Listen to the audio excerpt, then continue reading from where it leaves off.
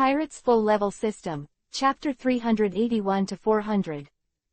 Chapter 381 Into the Mist. Sengoku Admiral, don't scare us. The legendary things can be somewhat true, otherwise how can they be called legends? His saliva was almost drooling. All generals in Marine who are conceited and somewhat powerful also mean this. Legends are legends, and there are not really a few. Besides, they really don't feel tempted, so they are just curious. To be more honest, the legendary siren can also harm the lost sailors who have no power to bind the chicken. Can they still harm these powerful Marine generals? Even those Marine soldiers may feel that they are not strong enough at first, and they are a little worried, but as long as they think that there are so many Marine generals this time, can something happen like this? Thinking about it makes me laugh, so the panic I just caused because of Sengoku's words almost disappeared in an instant. I can't answer this either. These are all legends. It's the first time I've seen a real kraken. The legends are inevitably exaggerated. Now, you can't seem to be cowardly, that's a huge blow to his prestige.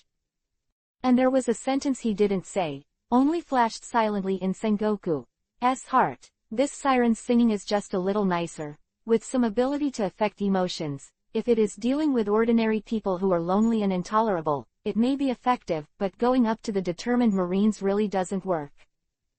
These krakens are naturally summoned by Qin-Luo through the ability of the Overlord of the Sea and the power of the gods. Now this time Qin-Luo asks the krakens not to add the ability of charm to the singing. Naturally, even the most ordinary Marine soldiers can't be confused.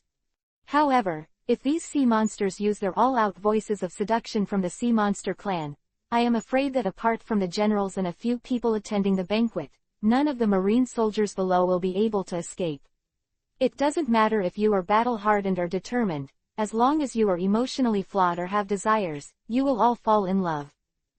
What's more, there is also a siren queen among these sirens, the charming voice made by the siren queen.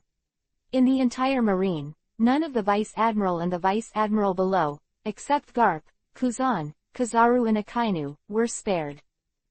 Even Suru Vice Admiral is expected to be recruited because of Momoshiki, and the song of the siren is not only able to seduce men, but a fantasy at the sound level with the help of various emotions. Now the Queen of the Kraken has not made a sound. All this is Qin-Luo's order to lower Marine's alert, so that he can give Marine a big gift. This invisible fog was naturally arranged by Qin-Luo in the afternoon. It took Qin-Luo a lot of effort to create such a vast fog, and it was not completed until an hour or two ago. For this reason, Qin-Luo also specially chose the Marine Fleet route. At that time, the Marine Fleet was 7 or 8 hours away in this sea area. Qin-Luo was a little worried that Marine would change the route in the middle, so these preparations would be in vain. In addition to the fog and the sea monster, Qin-Luo used the ability of the Overlord of the Sea to prepare sea ghosts, sea monsters, ghost ships and other strange mysterious creatures in the sea for the Marine Fleet in the fog. These things are usually not seen in special sea areas. Qin-Luo took great pains for Marine this time. Everything is ready now, as long as the Marine Fleet dives headfirst into the fog.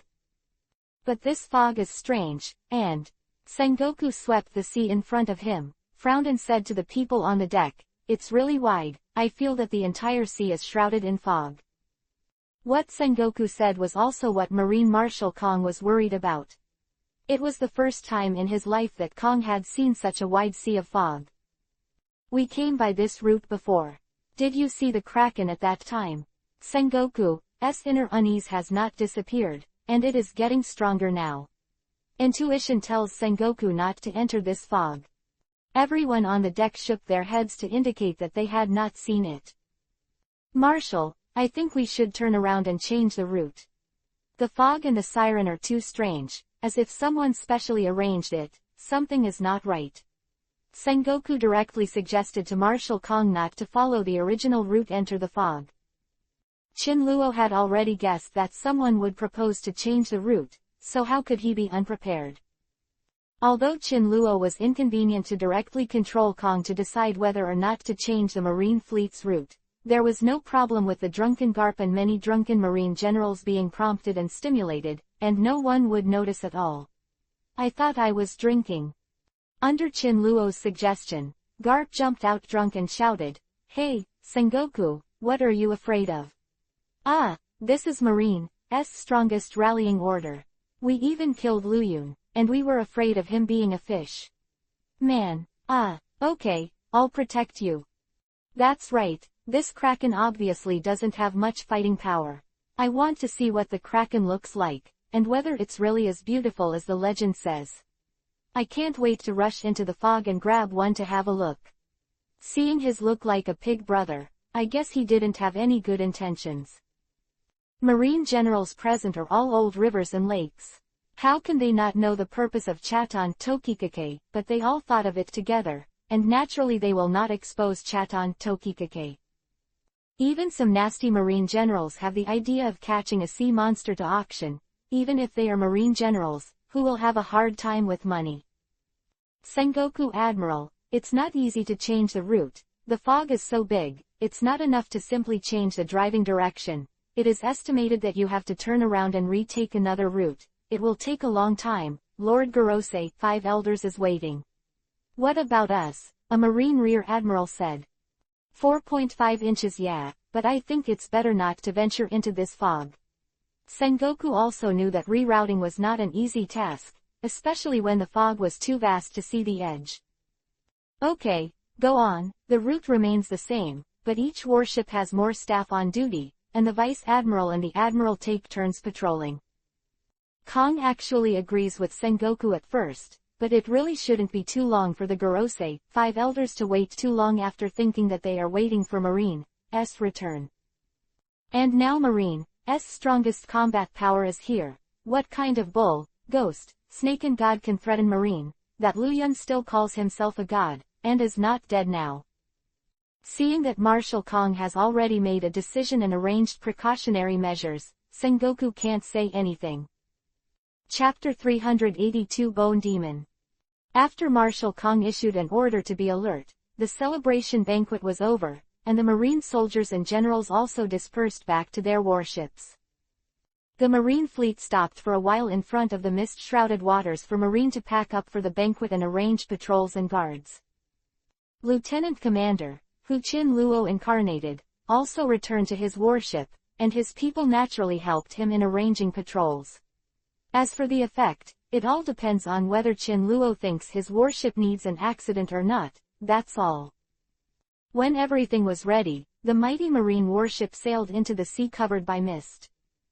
Under the dim moonlight, the connected marine fleet was like a lost lamb, falling into the mist that opened its fangs like a demon. A minute after the last ship of the marine fleet entered the fog. Put, puff, puff, sounded in the sea area where Marine had stopped, frequently like frogs croaking in a pond during spring rain. The dense black shadows emerged from the sea with the sound, so dense that the scalp was tingling. Looking closely, 19 these shadows are clearly monsters with exposed black skeletons. This monster has no neck. The monster's hideous head has sharp black bone spurs and fins. Under the bones are scales with a cyan luster. There are also broken fins and hideous claws on both hands and feet. A pair of bloodthirsty eyes, and a slender tail covered with sharp barbs curled and rippling in the sea. With the red light shining in the eyes of these monsters, it seems that even the moonlight is dyed with some blush, as if it means that the next journey is destined to be full of blood. All this appeared in front of Chin Luo, who was sitting in the warship room like a slideshow. As Chin Luo hooked his fingers far away, these monsters were all ordered to dive into the sea and approached the marine fleet quietly. Bone Demon Fish, one of the great gifts Chin Luo prepared for Marine. It was already 1 o'clock in the night, and the Marine fleet had just entered the fog. The part of Rear Admiral, led by Chaton Tokikake, Vice Admiral, went straight to where the Kraken was before. But long before the Marine fleet was about to enter the fog, Chin Luo had already ordered the Kraken to leave, and now was not the time for the Kraken and Marine to meet directly. Marine generals who made a vain trip to scold the Kraken for being treacherous and cunning, bullying the soft and afraid of the hard. In response, Chin Luo responded with a sneer. It was true that he was cunning and cunning. As for bullying, he was afraid that the marine generals who went there would not be enough for this group of sea monsters. Has been 4 hours since Marine entered the fog. Even if Marine was a little worried before, it is almost time to relax. Originally, 4 to 5 in the morning is the time when people are the most tired and relaxed. Qinluo waited for another hour out of caution, and didn't start to act until 5 o'clock in the morning. At this moment, except for the soldiers who were assigned to guard, Rear Admiral and Vice Admiral on patrol, and Sengoku, who had always been restless, were all asleep. On a certain warship, the soldiers who were on duty at the bottom of the ship were suddenly awakened by the sound of rustling. Who? Rubbing his tired eyes, the soldier asked softly. Because the bottom of the ship is located at the bottom of the marine warship, the enemy invasion will not directly invade here, so generally only one marine soldier is sent to guard the bottom of the ship, just to prevent someone from sounding the alarm when the bottom of the ship is drilled or flooded. The marine soldier also knew that this security work was safer, and he fell asleep at some point. Following the soldier's questioning, the sound of rustle was interrupted for a while, and then began to sound again after a few seconds. Soldier Marine swallowed, clenching the knife in his hand, carefully moving it towards the place where the sound came from. The soldier really wanted to sound the alarm, but at the thought of being an oolong, he would face the harshest punishment from his boss. Under this contradictory psychology, the soldiers reluctantly came to the corner of the bottom of the marine warship, which is usually used to place sundries. The rustling sound disappeared, the other party knew he was coming, marine soldier's legs were shaking, and now he regretted it would be better if he pretended not to hear. But it was too late to say this now, and the soldiers also smelled a faint fishy smell, very special, both fishy and bloody, which was not a good sign. Behind a pile of debris, the soldier finally saw the source of the smell, a corpse beyond recognition, whose hands and feet were almost eaten. But why were the corpses damaged so much that the smell of blood was so low? This thought flashed through the soldier's mind and was immediately forgotten. Now he just wants to shout for help. The beating heart is telling him that he is in danger. If he doesn't call for help, he will really dying. The fear of death swallowed the soldier's sanity, and he didn't even notice the slight noise above his head and the strong stench. A black figure slipped quietly from the top of the soldier and landed behind the soldier. Ding ding, from the soldiers, hands falling to the ground. As for the soldier, he was bitten by the black shadow on his neck from behind, and his vocal cords, trachea, and aorta were all cut off.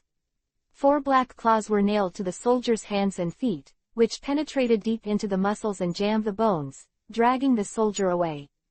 Going up, the soldier struggled for a few seconds and then remained silent. The red light flashed, and the black shadow took the soldier's body back to the corner where the other body had just been placed. 727 was familiar with the road, and it was obvious that this place had become a special food storage point for the shadow. And that black shadow is undoubtedly the skeletal devilfish, and it has been used countless times by the proficiency of the action of locking the soldier's limbs and biting the soldier's throat. As for the question before the soldiers temporarily, why is the smell of blood so low? I'm here to tell you to take Garp, because the attacker was draining most of his blood by the monster that attacked him before he died. Sengoku stood up from the ground with a livid face, and said to Garp. The soldier's corpse was lying on the ground, but obviously the corpse was not very complete. It seemed that it had been fed by something, with no limbs, hollowed out internal organs, and an empty brain. At 7 o'clock, Sengoku and Garp were woken up saying something big had happened, and the two were called to the bottom of a certain warship. Hundreds of things like this happened across the marine fleet, last night. To be exact, this morning, nearly 1,000 Marines died of the same monster in a similar way. These dead were all released on the outermost warships of the marine fleet. As for why Sengoku and Garp were called here, it was only because the hundreds of people on this warship were all dead, and that soldier was the last corpse. Chapter 383 Captain's Death. The strongest on this warship is only a Marine Lieutenant Commander, the same as the one Qinluo is in, but this Marine Lieutenant Commander is a Marine base from East Blue, Just a Zone Devil Fruit ability, its combat power and experience is far from the opponent of Sato Lieutenant Commander, who is Chin Luo's incarnation. Therefore, it was placed in the outermost layer of the Marine fleet in the arrangement of the positions of the warships, and was only used as a fire cover ship. Such a fleet as a skeletal devilfish is really suitable for Marine's dismantling. If there is no such fleet, I want to unknowingly destroy all the living mouths on a Marine warship without Chin Luo's action. It's not easy to drop. It seems that there are some terrible things lurking in this fog, except for those sirens. Sengoku thought for a while, and used empathy to estimate the strength and number of monsters. If he was to arrange the manpower to kill nearly 1,000 people silently in just a few hours, together with a Marine Lieutenant Commander, he would die in his sleep before he could even sound the alarm. Then the person who shoots must have the strength of Marine Commander. I guess there are at least a few Lieutenant Commanders or more among the enemies. The number is about 500, but they are proficient in assassination techniques. Judging from some of the scales, mucus and unknown blood left at the scene, the murderer may have come from under the sea. Creatures. But these are only preliminary guesses. Quote. After the investigation, Sengoku came to Marshal Kong's warship and reported the conservative investigation results and speculations to Kong. Although it's just a guess, but according to the situation on the scene, your guess is very likely to be correct. Well done, Sengoku. Since the crusade against Luyun, Kong has become more and more satisfied with Sengoku. It seems that Sengoku is doing everything right. Does the skeletal devilfish that caused nearly 1,000 casualties in Marine in one night really have the strength of Lieutenant Commander or Commander? Actually not. The skeletal monster is a peculiar undersea monster. It is indeed proficient in assassination, but its own strength is not high. Except for a few leaders who have the strength between Lieutenant Commander and Lieutenant, other ordinary skeletal monsters are estimated to be in Marine soldier-level combat power. In a frontal battle, even a team of 5 well-trained Marine soldiers who cooperate with each other can solve a skeletal demon fish without injury. All the skill points of the skeleton fish are on assassination. Whether it is the identification and locking of the enemy's breath, the keen sense of smell, the ability to climb unrestricted by the terrain, the silent movement, and the sharp barbs and claws with paralyzing toxins, all make the skeletal devilfish become the god of death in the dark night.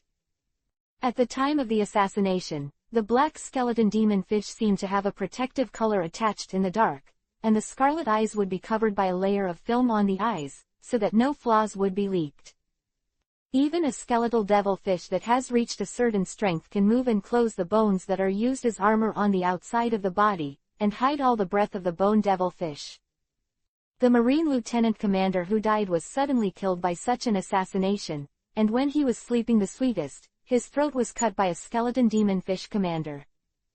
Sengoku's guess about the skeletal fish was almost exactly right, but he still missed the most important point, which was the number of skeletal fish. After the Marine fleet entered the fog, there were no less than 10,000 skeletal demon fish that emerged from the Marine's stagnation, which was also the result of Chin Luo limiting the number of skeletal demon fish that participated in the assassination last night.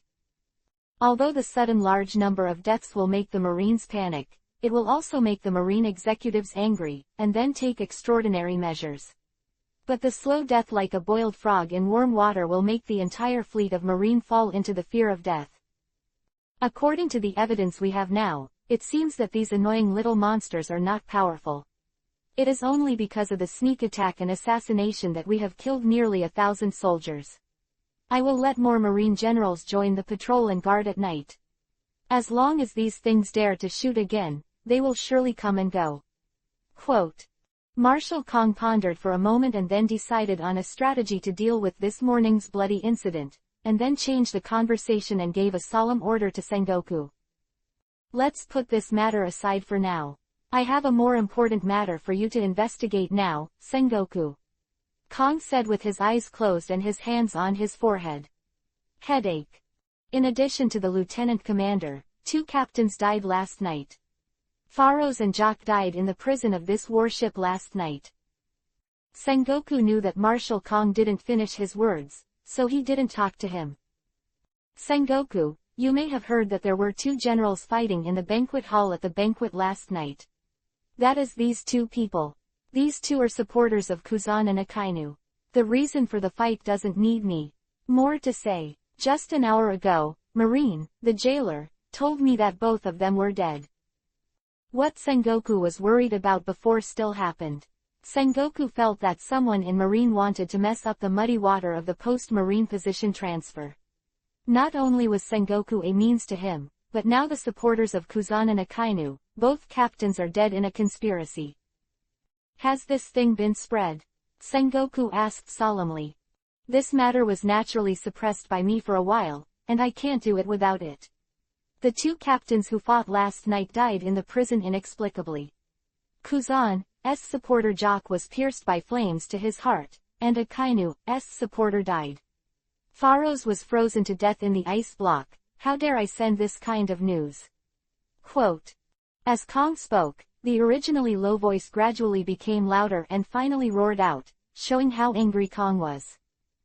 These people are all against it. Marine can't wait to make small moves to eradicate dissidents before the Marine headquarters arrives. Well, very good, I don't care about Marine Marshal at all.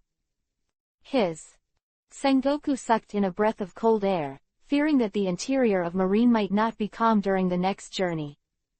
I'm afraid this news won't be hidden for long. Since they deliberately killed these two lieutenant commanders in this way, they won't let this news be hidden. Sengoku looked at Kong with a serious expression. I know, so Sengoku, I hope you can find clues as soon as possible, and I'll be staring at those who want to spread the news. I'll see who can't hold back first. Kong has obviously moved to kill. Yes, Marshal, I will live up to my trust. Sengoku saluted and left, leaving him running out of time. And Chin Luo, the initiator of everything, was drinking wine and singing songs in the room of his warship, and everything went according to his expectations. Chapter 384 Clueless Investigation. Dang dang dang. The powerful footsteps stepped on the ground and made a crisp sound, echoing in the long passage. The eager voice indicates the nervousness and urgency of the owner of the footsteps. Here is the 5 decks below the deck of Marine Marshal Kong's Marine No. 1 inch, the largest Marine warship, and below it is the bottom of the warship. At the end of the passage is an iron door, and behind the iron door is the prison of the Marine No. 1 inch. Usually, only high-level political prisoners or some vicious criminals in Marine are detained here, but last night it was used as a temporary detention place for Faros and Jock, who were fighting at the celebration banquet. Both bodies were still inside. Sengoku took the lead, and the prison's warden apparently received advance notice from Marshal Kong and opened the door for Sengoku. In order to avoid another conflict, Faros and Jock were held separately. Faros was kept in the first cell on the left, and Jock was kept on the right side of the cell opposite Faros. The prison here is specially designed, and the prisoners are not ordinary prisoners. Therefore, the prison is sealed on all sides. There is no other exit except the front door, and even sound cannot be heard, let alone 567 as a quarrel. This time, because of the crusade against Luyun, all the prisoners who were detained in the prison were transferred, and even the guards were transferred to do other jobs. Last night, except for the head guard, Faros and Jock, the 2 dead captains, are gone. Sengoku Admiral, I'm the warden here, you can tell me if you need anything. The warden, an old officer in his 40s, said with some trepidation when he saw Sengoku's arrival. The head guard was worried that he would be accused of lax care. Because it was Marine's celebration party last night, and there were no prisoners and guards, the head guard didn't pay attention to the 2 people who were detained, Faros and Jock, and even drank a few more drinks until this morning.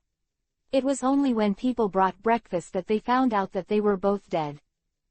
The moment he saw the bodies of the 2, the chief was panicked. He had thought about the 2 captains fighting, and if it was not the right time, he would be locked up for a few days. No matter how he thought about it, he would be killed. It was just like Marshal Kong reported. Well, tell me about the situation of the 2 deceased and the preliminary identification of the cause of death. Sengoku estimates that it will be some time before the bodies of the two captains are found, and some forensic doctors should come to identify the cause of death and death time and other information. Yes, Sengoku Admiral. The warden gave a frantic salute, picked up a notebook on the table and began to ask Sengoku to report the situation. The two deceased, Faros and Jock, both of the rank of captain, were imprisoned by Lord Zephyr because of a fight at last night's celebration banquet.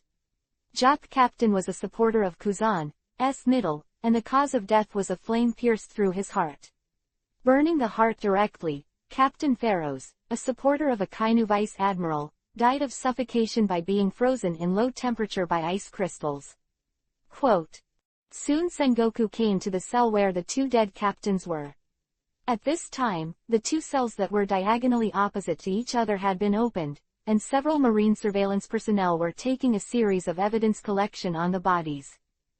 You are sure that the cause of death is what you said above, not other reasons?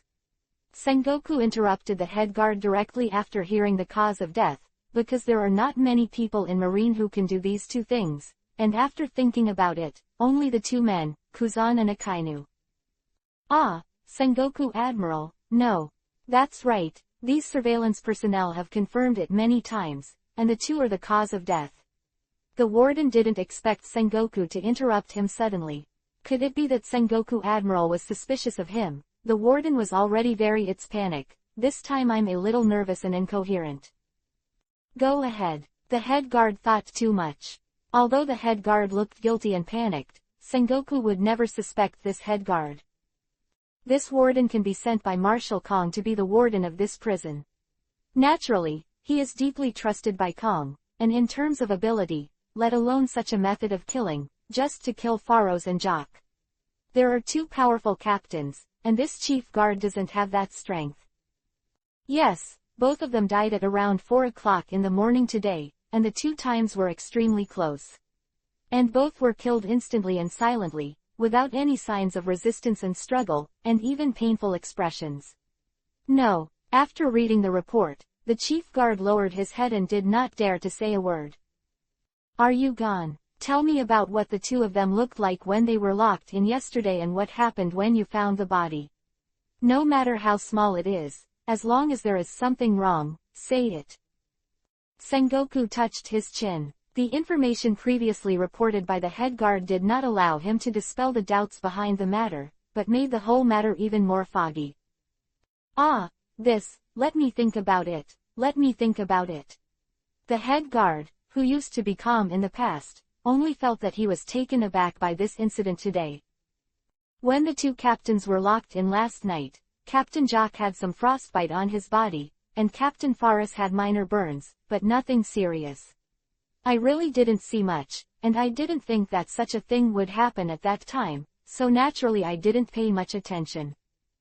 Oh, both of them were arguing with each other before they were locked in, and they didn't stop until they couldn't see or hear each other in their respective cells. The head guard kept commenting on Sengoku Admiral's expression all the time. Obviously, what he just said didn't satisfy Sengoku Admiral. Admiral kept his face sullen and said nothing. I remembered that Vivi, the captain of the Faris who was frozen in the ice, had his eyes wide open. He should have seen the murderer before he died, although his eyes were only slightly widened before they were frozen. But the subordinate felt that it was when he saw something that shocked him. The chief guard clapped his hands and said firmly. That's all? Sengoku asked softly, seeing that the chief guard was no longer speaking. It's all. Seeing that Sengoku wasn't satisfied, the warden recalled thoughtfully, but he didn't dare to talk nonsense. Then go down first, and tell me immediately if you remember anything else. Sengoku waved his hand, and the head guard hurriedly left. What the warden just said is all there is. Is there anything I missed? Sengoku asked a surveillance officer who was collecting information on Faros' corpse. Yes, Sengoku Admiral. After going around in circles, all the information points to Kuzan and Akainu again. This investigation is a bit unsustainable. Chapter 385 Guess the Suspect. Since most of the ice block on Faros' body has been melted, especially the ice on the upper body of the corpse has been thawed. This time, due to the inactive muscles on the corpse's face and the low temperature, the face of Pharaoh's corpse has been stiff, not to mention BV's wide eyes, he couldn't even see his expression. Therefore, Sengoku confirmed with the forensic personnel who handled the body of Pharaoh's about Pharaoh's expression, and got the answer that was exactly as the head guard said. Shocked expression, it seems that Pharaoh's really saw an acquaintance before he died. Could it be that Kuzan is really here?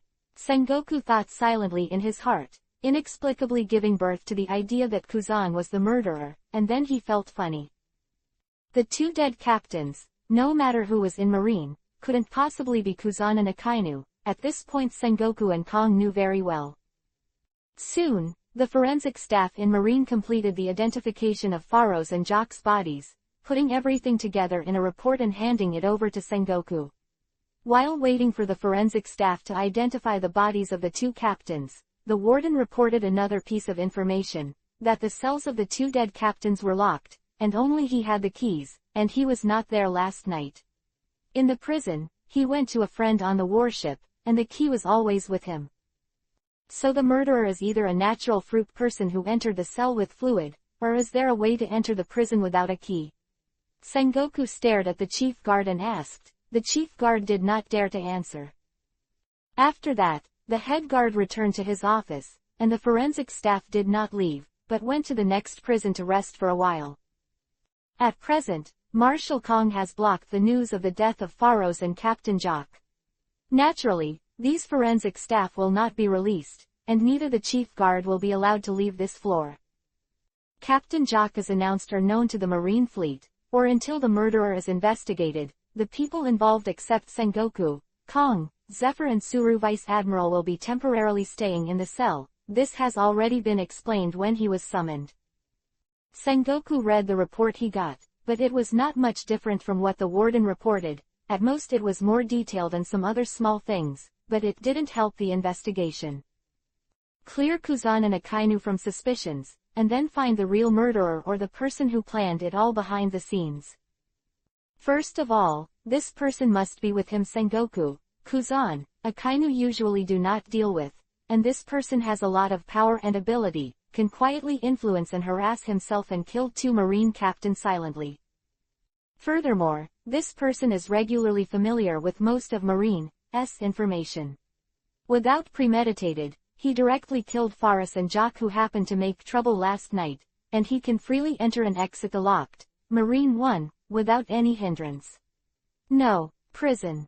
The last point, this person did all this in order to benefit from this series of chaos, then this person must have gone for the changes at the top of Marine.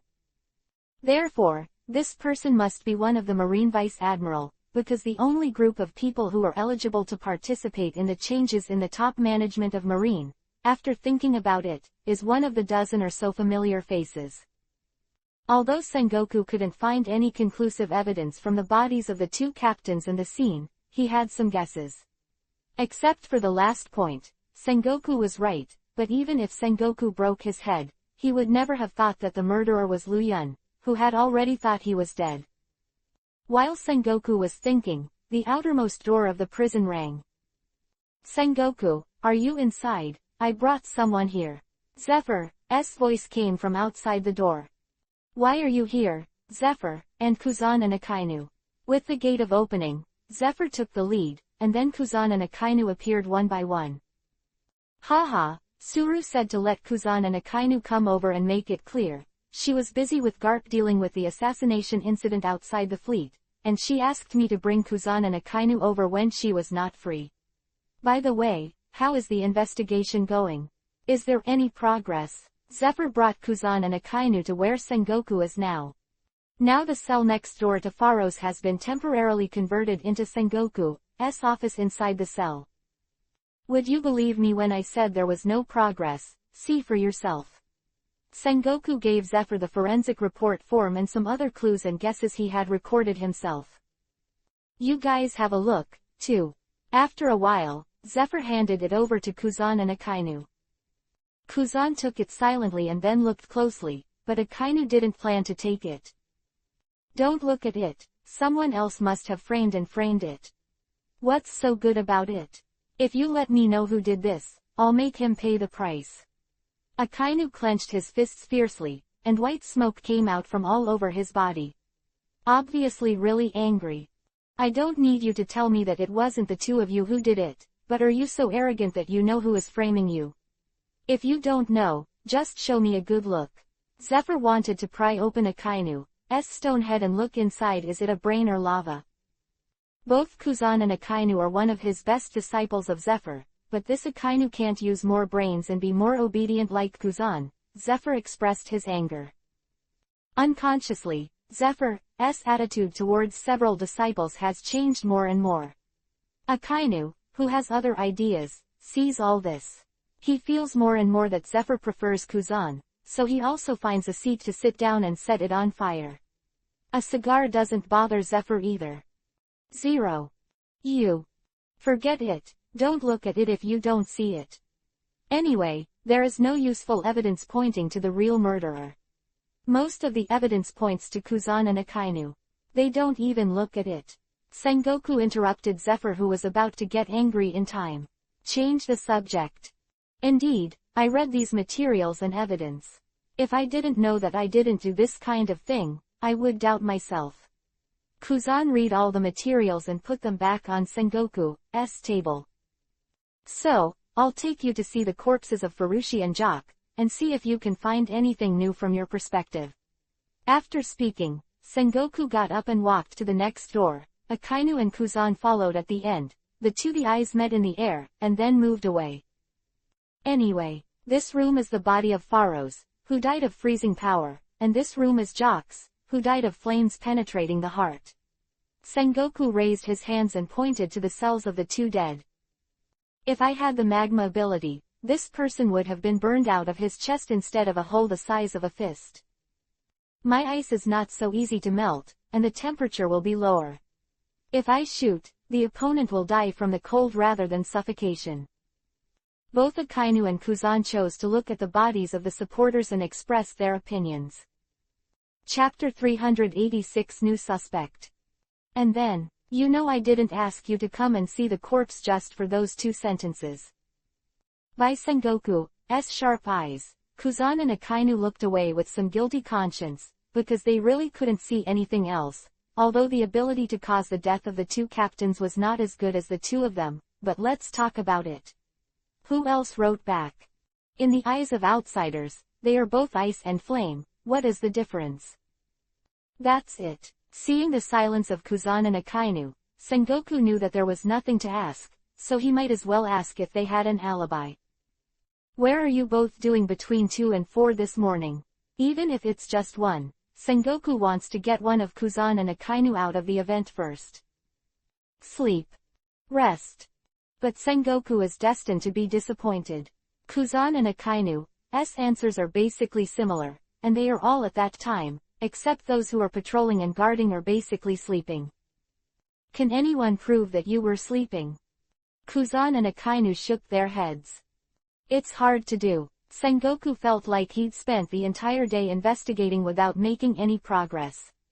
Then who do you usually have a grudge against in Marine Vice Admiral, or is it relatively unreasonable? Sengoku thought about it and thought that he might be able to start with Marine Vice Admiral, who had a feud with Kuzan Akainu. As soon as Sengoku finished speaking, Kuzan and Akainu both looked at each other. Well, Sengoku asked again in vain. Then you always know that someone in Marine has the ability to imitate your ability. This is your ability. You will always pay attention to it. Sengoku was a little emotional when he spoke. How to investigate this case? Kuzan and Akainu are really thinking hard, but in Marine either there is no one with this ability, or Jock's wound doesn't need a specific ability at all. It can be achieved with some props, so Kuzan and Akainu confused again. The 2 parties who were framed, Kuzan and Akainu, read the bodies of Jock and Faris, but they did not provide any useful information, and what they said did not help the investigation at all, which made Sengoku feel helpless. Angry. Think about it, don't go out if you can't figure it out. Sengoku was about to head to his office as soon as he tossed his clothes. How could Akainu buy Sengoku's account? He is the only one who murders others. If others want to murder him, then he is not happy. When Sengoku passed by Akainu reached out and forcibly stopped Sengoku. Akainu, what are you doing? Before Sengoku could speak, Zephyr was amused by Akainu's mindless and rude behavior, and Akainu still didn't hold back his temper. What was he doing? Stop him. Responsible for investigating Admiral Sengoku at this time. Akainu has been completely disappointed in Zephyr since Akainu felt that Zephyr was too partial to Kuzan and always picked on him. Akainu. Since each of them is unhappy with each other, they simply ignore it. So at this moment, Akainu chose to ignore Zephyr's words completely. What does Sengoku Admiral mean, wanting to keep me in prison and not let me out? What's the difference between this and being locked up in prison? Is Sengoku Admiral suspecting me as a murderer? Akainu stared blankly at Sengoku's face and said, the muscles on Sengoku's face twitched a little, which was angered. Kuzan, you think so too? Sengoku glanced at Akainu and stopped Zephyr, who was about to yell at Akainu. Although Kuzan didn't say anything, but looking at Kuzan's expression and reaction, he didn't want to be imprisoned. This coward doesn't dare to talk like that, but Kuzan has been pretending to be obedient in front of Mr. Zephyr. Akainu took the opportunity to mock Kuzan mercilessly. When Kuzan was taunted by Akainu, it was not good to keep silent. Actually, the deaths of Faros and Jock, no matter who did it, would not be Akainu and I. The deaths of these two have no benefit or significance for the two of us, and it is harmful at such a critical juncture. And Faros and Jock are supporters of both of us. There is absolutely no need for us to kill these two people. One more thing, if this is really what Akainu and I did, then Akainu and I came to this prison one after the other and killed each other's supporters with such an obvious and iconic ability. This possibility is too low. This is obviously framed, and Sengoku Admiral and Teacher Zephyr must have seen it. Kuzan thought for a long time before saying this. He thought he was right, but seeing that Sengoku's face didn't change at all, he couldn't help but feel a little guilty. Finished. Sengoku looked at Kuzan until Kuzan nodded and continued. I know you didn't do it, but what's the use of it? You tell all the Marines to see if they can be persuaded by you, if not then find the real culprit well. Sengoku then slapped Akainu's hand off and returned to the makeshift office. Zephyr followed behind Sengoku to see Sengoku's face was ugly, and comforted. Forget it. The two of them were framed and framed. They were naturally angry, and it was normal for them to be irrational. This prison will feel suspicious. It would be hard for Kuzan and Akainu to be framed. Wouldn't it be hard for me to investigate without any progress? Both of them were framed by others, and they couldn't say anything useful, and they dared to lose their temper at him, an investigator, really capable. Sengoku thought to himself, thinking that Zephyr was their teacher and didn't say it. I didn't really plan to let them out. Now the news of the death of the two captains has been suppressed by Marshal Kong. This time Kuzan and Akainu can't be locked in the prison, otherwise people will find it strange. Now we can only let Kuzan go out with Akainu and wait for those with ulterior motives to reveal themselves. Sengoku rubbed his temples, while telling Zephyr his plans, while worrying about how to tell Marshal Kong that the investigation was going nowhere. But Sengoku, do you think this murderer is definitely someone from Marine? Zephyr asked after looking at the message sheet written by Sengoku. Why do you say that? Sengoku really hadn't thought about it. You see, as long as that person has his own supporters in Marine, or he knows Marine better or has a grudge, isn't that fine? Sengoku thought about it, and motioned Zephyr to continue. I was just thinking about someone who can imitate the abilities of Kuzan and Akainu, and who can get in and out of prison without a key. The first thing I thought of was Jack the Clone, but he was killed and impelled down by Lu Yun. If anyone has this ability, there is only one person in my mind. Quote. You mean, Sengoku said, lip syncing. Yes, the Red Earl. Chapter 387 Unknown Song. Sengoku kept tapping on the table with his fingers. Obviously, Zephyr's guess made Sengoku a little moved, and he did not deny Zephyr's idea. He now wants to report the situation to Marshal Kong and take this opportunity to discuss something with him. You take Kuzan and Akainu away first, and I will report these to the Marshal. Sengoku thought for a while, feeling that he would not gain anything new by staying in this prison, so he didn't plan to do useless work. By the way, Kuzan and Akainu, don't tell the outside world about everything here after you go out. Marshal Kong has temporarily blocked the news, and now you are waiting for the murderer to reveal the truth. Don't do anything bad. When Kuzan and Akainu were about to leave with Zephyr, Sengoku was worried and ran after them and said to the three who were about to leave. In this regard, Kuzan and Akainu were angry, but they also knew the importance of what Sengoku said, and expressed their understanding respectively. Sengoku Admiral, when will we be able to leave? Sengoku finished writing the report and planned to leave first. Before leaving, the warden led a few forensic staff to find Sengoku. The latest news can't be leaked, so I may trouble you to stay in the prison for a while. It won't be too long. It is estimated that it will be 4 or 5 days at most, and you will be able to come out. Before that, I hope you can cooperate with us. Actions. Quote. Sengoku wasn't sure how long it would take, but he didn't mind drawing a pie for these people first, so that people wouldn't get upset. Okay, we all know. The chief caretaker and the forensic staff are most worried that they will be silenced because they know too much. Now hearing Sengoku Admiral say this, at least the small life is saved, and the others are also there is no extravagance, and as for grounding and staying with the corpse, these people say that it is not a problem at all. By the time Sengoku and Marshal Kong finished reporting, it was already 5 o'clock in the evening. Since the entire marine fleet was out of fog, the outside world always looked like it was 4 or 5 in the morning. On this day, in addition to arranging the summoned underwater creatures, Chinluo paid attention to Sengoku, Kong and others.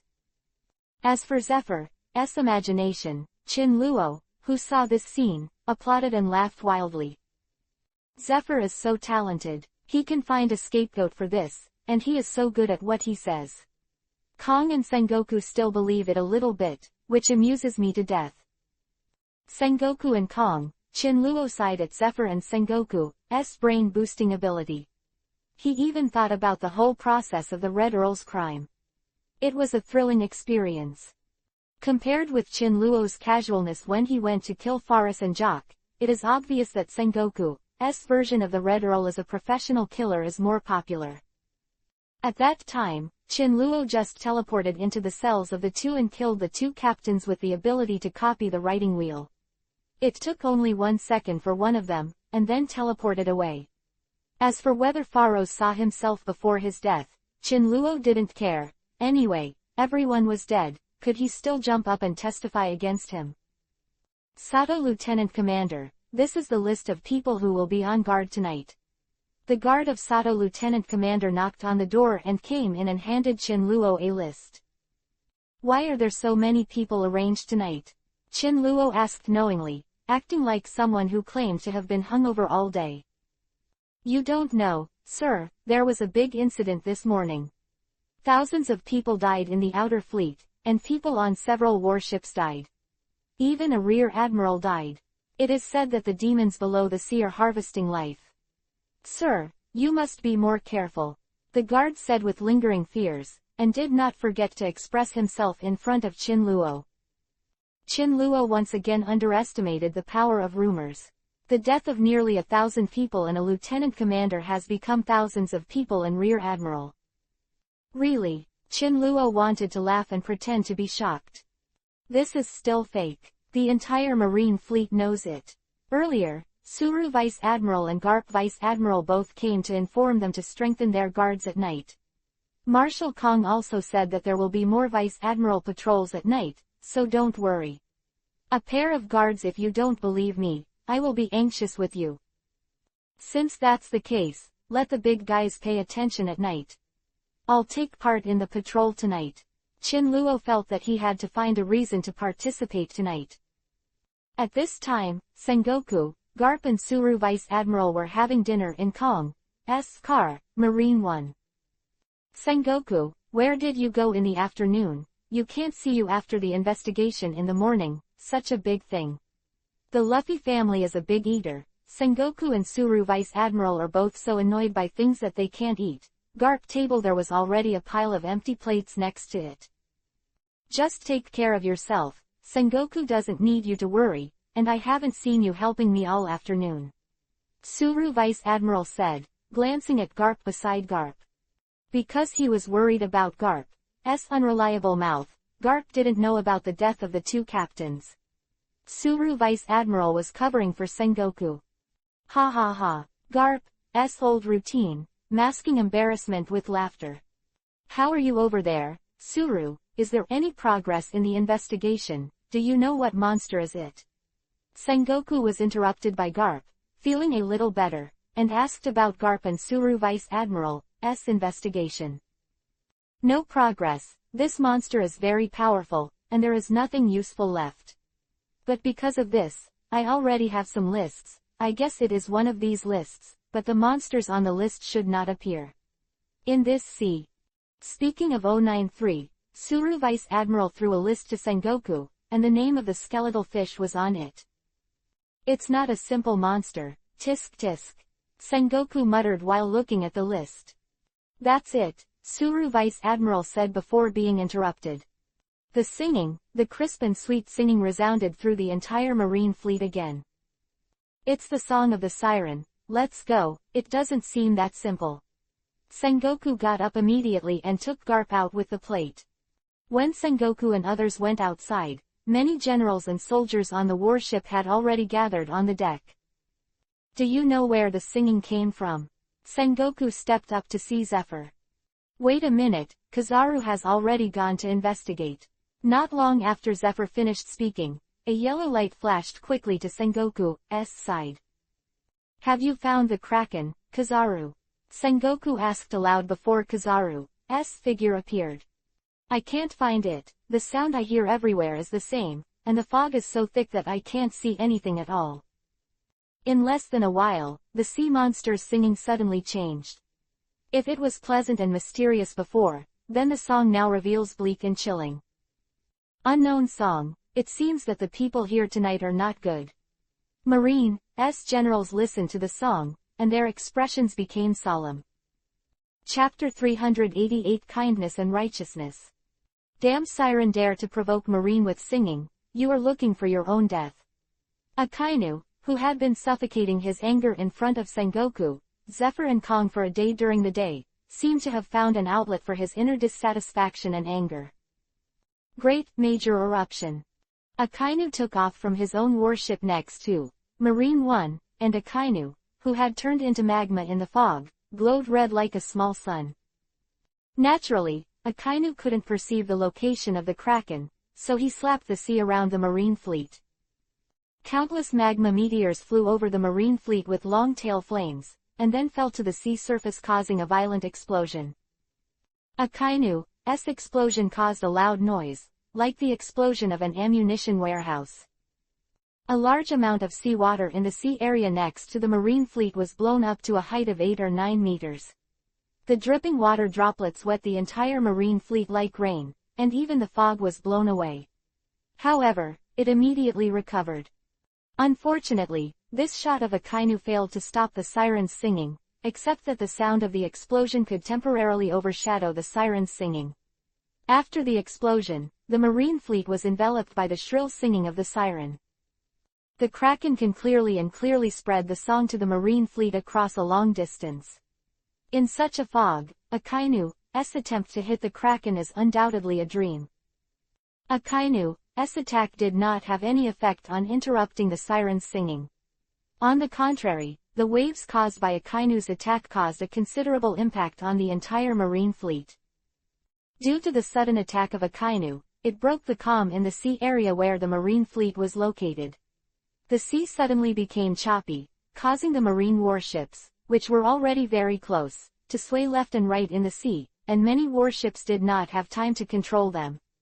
The warships met. For a while, the marine warships received a lot of damage due to the collision, and some marine soldiers fell into the sea. Even most of the marines, who were unaware, heard the explosion and thought that a battle had occurred. For a time, the entire marine fleet became a mess. "Ah, damn Kraken, I'll punish you." Akainu, who was stagnant in the air at Moonstep, saw that his attack just now had no effect on the Kraken's singing, and became more and more angry, completely ignoring what he had done because of his actions. And the marine fleet, which has suffered losses and has become disorganized. After Akainu finished speaking, he was about to shoot again. The previous slaps used 50% of his strength. This time, he planned to use all his strength to knock out the Kraken, a mouse hiding in the sea. Marshal Kong also appeared by Sengoku and Zephyr's side at this time. From Akainu's deep space shot to causing marine chaos, Kong saw all of this. It's good, Akainu has not recovered, and he has to use more strength. Is he going to sink the marine fleet before he stops? Seeing that Kong's face was getting worse and worse, Zephyr secretly said that it was not good. Out of concern for Akainu, he didn't think much of feeling that he would stop Akainu first, so as to save Kong's anger and make things worse. Akainu, what else are you doing? See for yourself how much damage you just brought to the marine fleet, you bastard. Zephyr's words were hurried and loud, because he spoke in a hurry. Although he was spared the punishment from Kong, his tone contained some anger and scolding, because the voice was so loud that many marine soldiers could hear it clearly. As soon as Zephyr made a sound, Akainu broke free from being dominated by anger. Akainu, who had recovered, naturally knew that his actions just now had caused trouble, and quickly dispersed the new round of Great Major Eruption, condensed in his hands. Akainu avoided bigger mistakes and punishments under Zephyr's reminder, but Akainu did not thank his Zephyr teacher for this. In his current state, Akainu only felt that his teacher Zephyr was getting more and more uncomfortable. Light of the accusations, in the heavy with public insults, Akainu only felt that Zephyr was more and more dissatisfied with him recently. Right now, Akainu just wanted to find out those sea monsters. Although it caused some trouble for the marine fleet, he didn't need Zephyr to scold and insult himself in front of so many marines. He, Akainu, is also going to be the new marine admiral, don't you lose face. How could Zephyr humiliate me in public like this? He has never treated Kuzan like this. Since Zephyr doesn't like seeing me so much, he doesn't want to be such a partial teacher, and the friendship between me and his mentor will be completely severed, and no one will care about it after that. Each other. Akainu thought angrily, then rolled his eyes at Zephyr, tossed his sleeves, ignored Zephyr and the others and landed on his warship, never showing up again. You bastard, Akainu. Zephyr thought that he kindly helped Akainu avoid punishment from Marshal Kong. Not only was he not thanked by Akainu, but he also received a slap in the face of Akainu, and he immediately became furious. Zephyr also knew that he didn't say too many words just now, but if there is any problem with the teacher's discipline, it is difficult for him to ask Zephyr to apologize to Akainu. Not to mention this, Zephyr felt that he did nothing wrong, and the teacher apologized to the students. If Zephyr really did this, how would he teach other Marines and how to be an instructor in the future? So Zephyr decided not to care about Akainu, the unfamiliar white-eyed wolf. So Zhang Jin's two masters and apprentices, Zephyr and Akainu, were not announced under the arrangement of fate, but the two of them have been cut off from each other, and there is no teacher and apprentice to talk about. All of Sengoku, Garp, Kong and others in Marine could not have imagined that in just a few days, Akainu and Zephyr had reached the point of incompatibility. Only Qin Luo, who single-handedly contributed to everything, was as bright as a mirror and snickered to himself. How is the arrangement of the patrolling generals? Following Marshal Kong's order, the Marines gathered on the deck were asked to disperse. When leaving, Kong asked Suru Vice Admiral about the patrolling. It has been arranged, and the number of generals participating in the patrol has doubled. Suru Vice Admiral answered truthfully. Okay, I must be more alert at night, I have a bad feeling. Kong sighed. The siren's singing did not go on forever, and stopped after a while. Singing with this ability also takes the strength of the Kraken. Naturally, Qin Luo will not let the Kraken sing all the time, but sing for 10 minutes every hour. With the charm of the siren song. Chapter 389 Time Trap. Just like the story of the wolf coming, Chinluo wants the Marines to get used to the sirens singing, so that they think that the singing is only harassing. And the fact is that, to adapt to a thing, it may take a person a lifetime, and some only need a few hours. The sirens singing, which appeared every hour, was more to please Marine than to harass. The beautiful singing voices in different patterns are either crisp and sweet, like depicting the joyful life of fishermen, or subtle and mysterious, like a tragic and tragic love, or long and gentle, like a parent's call to a wandering child. In the end, except for those who couldn't sleep because of the sirens singing, the rest of the Marine soldiers used the singing as radio broadcasts and timed alarms, and even the bored Marines who were on guard on duty also joked about it. I think that these sea monsters must be starving. They have been singing for several hours, and they have not seduced a single food. Their voices are a little hoarse, and they feel distressed. Go, what do you know, kid? This song is deliberately sung in a hoarse voice, so that the song will have more emotion. Bragging again, you kid can still understand music, I'm dying of laughter. Ha ha ha. In the cab of a warship, the conversation between the two soldiers on the night shift caused a burst of laughter from the sailors who were on duty. Greatest fun between sailors and soldiers. However, it can be seen that even ordinary soldiers and sailors have no worries about the sirens singing this time. Sato Lieutenant Commander, this is your tea. Chinluo thought that he directed a big play, but he didn't participate in it. What a pity it would be. Therefore, Chinluo announced to the people on the warship in the afternoon that he would also participate in the alert tonight. The guard who had been courting the Sato Lieutenant Commander flatteringly volunteered to join Chinluo to watch the night. Chinluo did not refuse, but agreed with a smile. Anyway, he still lacks someone to help him with his alibi tonight. Now that someone has come to his door, there is no need to trouble Chinluo to make arrangements. Okay, thank you. By the way, what time is it? Chinluo closed the book and pretended that he couldn't find the watch. After fumbling around for a while, he couldn't find it, so he casually asked the guard. In fact, this is also normal. Marine generals may experience battles at any time. Watches are expensive clock instruments that cannot withstand the toss of battle, and watches are not cheap, so few Marines will understand them. There are not many with watches, including pocket watches. Is it time? It should just be 12 o'clock, and a new round of siren songs has just started. The guards naturally don't have watches, but the sirens sing songs every hour for 10 minutes. Already in the hands of most smart people. Oh, it's true. After the guard finished speaking, Chinluo just found the watch and glanced at it. The time was around 12:30. At this time, Chinluo put a table and chairs on the small platform on the second floor of his warship deck. At this moment, only Chinluo and the guard were here. Chinluo kept his watch on the table so that the guards could also see the time. After the guards confirmed it, Chinluo did not take back the watch, but continued to put it on the table. In fact, the entire warship has been controlled by Chinluo and fell into an illusion, but there is a difference between falling into an illusion and the real situation. At that time, the guard will be a witness for his alibi, and will naturally be questioned. At that time, it will be troublesome for others to find out that something is wrong because of hallucinations.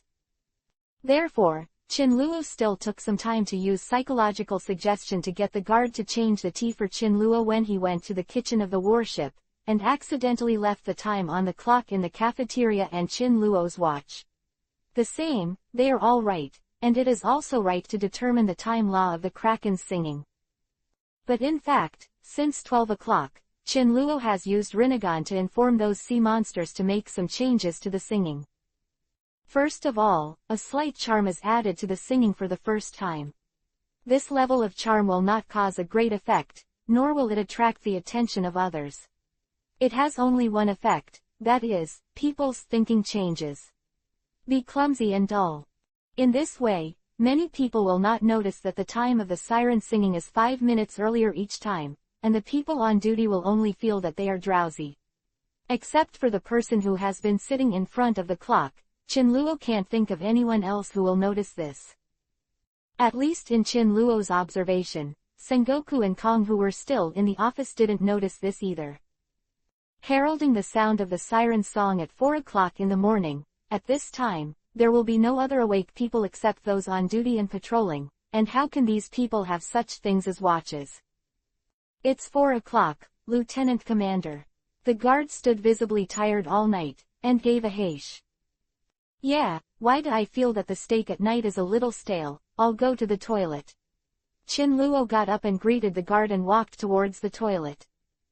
If it is normal, the guards may attentively ask if they want to call the ship doctor, if they want to accompany them, etc. But now the guards are really tired. He didn't rest much yesterday, and today he stayed with Chinluo all night, and now his eyelids feel a few thousand pounds heavier. After confirming that Chinluo had left, the guard leaned against the wall and fell asleep. However, the guard never thought that Chinluo would return after he fell asleep. After Chinluo confirmed that the guard was indeed asleep, he did not worry and hypnotized the guard with a writing wheel to ensure that the guard would not wake up halfway. It's 3:40 now, and there's still half an hour to 4:10. That's enough time. As Chinluo finished speaking, his body shape and the ability of the Overlord of the Sea activated, Chinluo has come to the marine left side of the fleet. Hi, how are you? Chinluo greeted the Marine General in front. The Marine Rear Admiral was patrolling back and forth in the area he was in charge of when he suddenly heard someone call him and was a little stunned. He wondered how anyone could greet him at this time. When he turned around, he was greeted by an unseen Marine General who looked like a lieutenant commander in his costume. Do we know each other? What are you doing here now? Marine Vice Admiral asked suspiciously.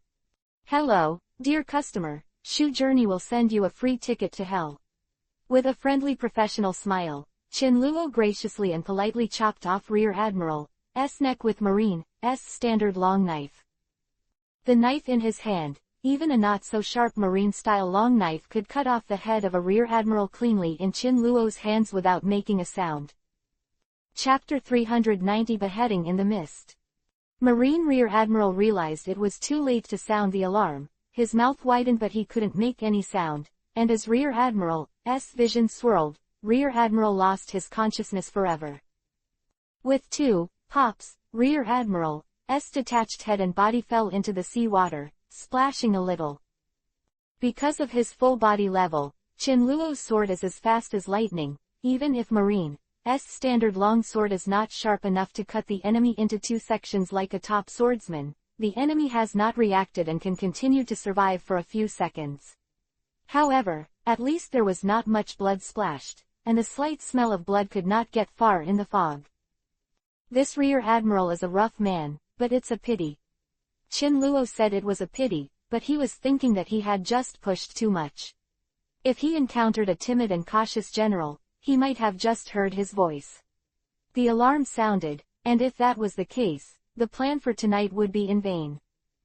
Chinluo put away his contempt. There are still 4 Marine Rear Admiral and Commodore patrolling in this area, as well as between 15 and 20 school-level generals. Quickly through the eyes, Chinluo quickly locked the remaining Marine officers on patrol. Approaching quickly, and then covering his mouth and throat from behind, Chinluo used extremely skilled moves to quickly clean up the Marine General who was left alone in the patrol. Why didn't you say Rear Admiral and others didn't come? Didn't you agree to have supper together? On a watchtower of the Marine fleet, a Commodore and a Captain were patrolling the surroundings from a high place, and Commodore's feet were still standing. With a heat preservation bowl, one want to put the supper he said in it. In the past, a high place like a watchtower was the most suitable place for guarding, but this time because of the fog, the visibility on the watchtower is extremely low, so except for a few people with special abilities that can see through the fog, they will not. Some people choose to be on guard at the watchtower. Hey Commodore, during the patrol period, please don't do some slack. If there is an accident, we can't escape the responsibility.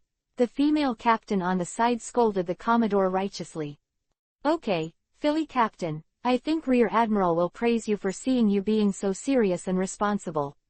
But it's all at this time, an accident would have happened long ago, and it's been a quiet night, and I'm getting bored. Fell asleep. Commodore named Hay was obviously not the first time he heard the female captain's reprimand. He didn't care at all and didn't express his anger at the female captain's submission. He sat directly on the ground and knocked against the wall in the middle of the watchtower. Erlang said. Then don't come to my watchtower for supper. The female captain was angry but could do nothing about the rogue behavior of Commodore, who was one level older than her. She had experienced this situation many times. Immediately, the female captain ignored him, and after complaining, her eyes shone slightly and constantly glanced around. Obviously, the female captain is one of the few people with special abilities who can see through the fog. The female captain's eyes have dynamic vision and the ability to be more visible in the fog, which is a special ability she was born with, not some kind of devil fruit ability. Isn't the watchtower hidden here? In this fog, eating on the watchtower can't be seen even if Marshal Kong comes. How safe? Commodore gave the female captain a reason to laugh or cry. If that's the case, I'll leave it here for you, and I'll go to other places to be on guard. After saying that, the female captain jumped off the watchtower, used the moonstep to land silently on the deck and left. Hey, why did you just leave? Why don't you have supper together? Commodore said, speechless to the female captain's behavior of leaving. It's okay, this crab cake is still warm. After Commodore finished speaking, an unfamiliar voice drifted to Commodore with its aroma. Who? Rear Admiral, answered Commodore in disbelief. Was a Marine's standard long knife.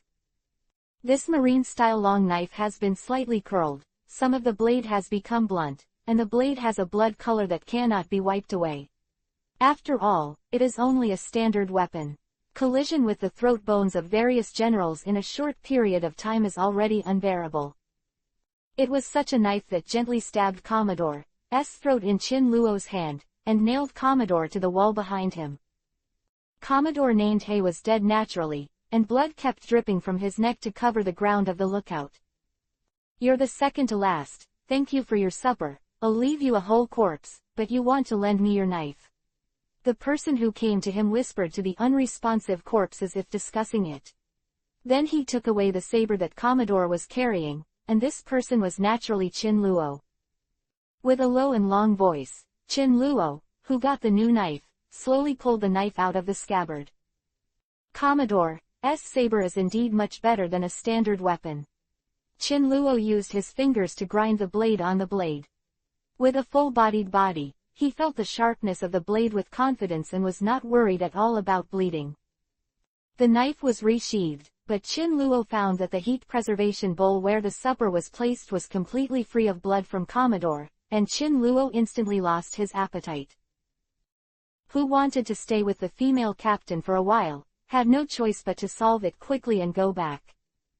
Female Captain Feely found a room with a good view close to the cab and continued the security work. Although it was far away, the female captain still felt a slight movement on the watchtower. Who is that, Rear Admiral? No, it looks like a lieutenant commander or commander's clothes.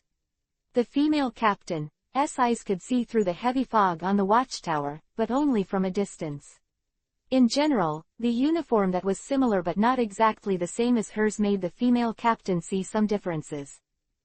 Smell of blood. The female captain thought she smelled it wrong, and sniffed her nose carefully. It's not wrong, it's blood. It smells so strong. The blood that Commodore left on the watchtower eventually spread around with the air and was smelled by the female captain.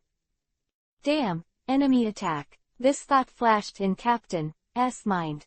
She was about to act when a footstep sounded outside her door. Like the sound of death quietly approaching, the female captain was speechless in fear, leaning against the wall and staring at the door of the room. Female captain took a bit of luck, hoping that no one would find her. Between calling the police and surviving, people subconsciously choose the former. Footsteps gradually faded away until they disappeared, and the female captain breathed a sigh of relief, feeling that she had escaped her life. But at this moment, a knife passed through the wall and through the female captain's chest. Chapter 391 Feast of the Sea Monsters. Long knife pierced through the wall and the female captain's body in one breath, and the tip of the knife with dark red blood emerged from under the female captain's left chest, where the heart was. Am I going to die? No. Full of fear of death and fatal injuries, the female captain was reluctant to make her final cry, but her mouth was filled with overflowing blood, unable to speak. In desperation, the female captain lost consciousness little by little. It's almost done. The officers above lieutenant commander have all been dealt with, and the supporting actresses have all been found. I won't be needed now. Chin Luo glanced at his side, all of them sunk into the wall, leaving only a knife handle outside. With a long knife, the corners of his mouth are slightly raised, and he seems very satisfied with his masterpiece. After speaking, Chin Luo's figure floated for a while, and then disappeared. After Chin Luo left, the sea area on the left side of the marine fleet was like a lurking beast tearing its camouflage. A pair of scarlet eyes lit up in the sea, and tentacles with a thickness of 1 meter stirred in the sea. Then, on the sea beside the outermost warship on the left side of Marine's fleet, the sea swelled, and something was slowly appearing on the sea. The lower body of the fish, the delicate body, and the beautiful and delicate appearance, the kraken, who had never been able to see the true face of Mount Lu, appeared on the side of the marine fleet this time. Anyone who sees a kraken for the first time will inevitably have an idea that the kraken is like a vampire version of a mermaid, coquettish and deadly. Sirens and mermen are indeed extremely acquainted, equally beautiful and delicate. However, in contrast, the difference between the two is equally obvious. The fins on the lower body of the kraken are thicker and have bone spurs on them. The kraken's complexion is also paler, with 2 sharp teeth and bright red lips that can't be hidden from the mouth, full of evil. Below the kraken, those tentacles gathered together, holding the kraken like a stage, and lifted it out of the sea. Of course, these were all arranged by Chin Luo. When Chin Luo left, he gave instructions to them who were on standby under the sea area.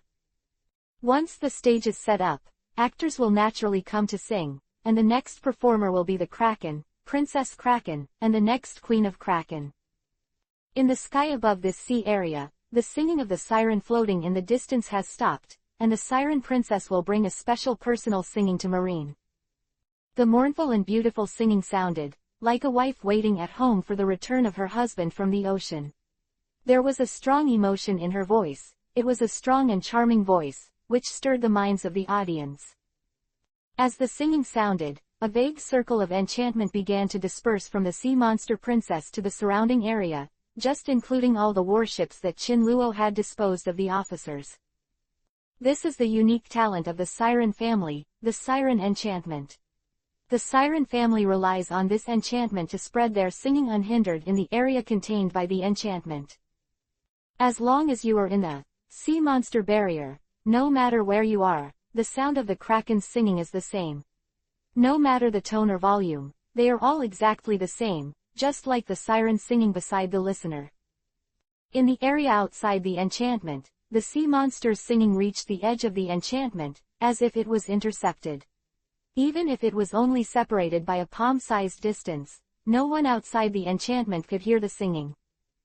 Krakens are not creatures that face the battle.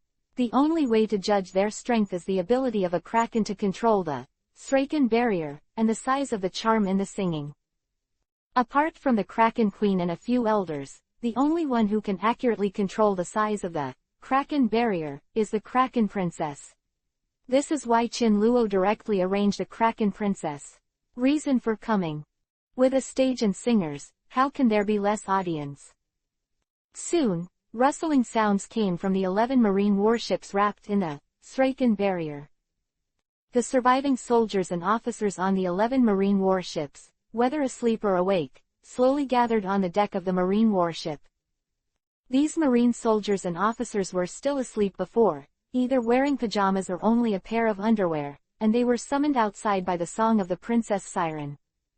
Love, nostalgia, sadness, confusion. All kinds of expressions appear on the faces of these marine soldiers and officers. The only thing that is the same is that these people are a little sluggish.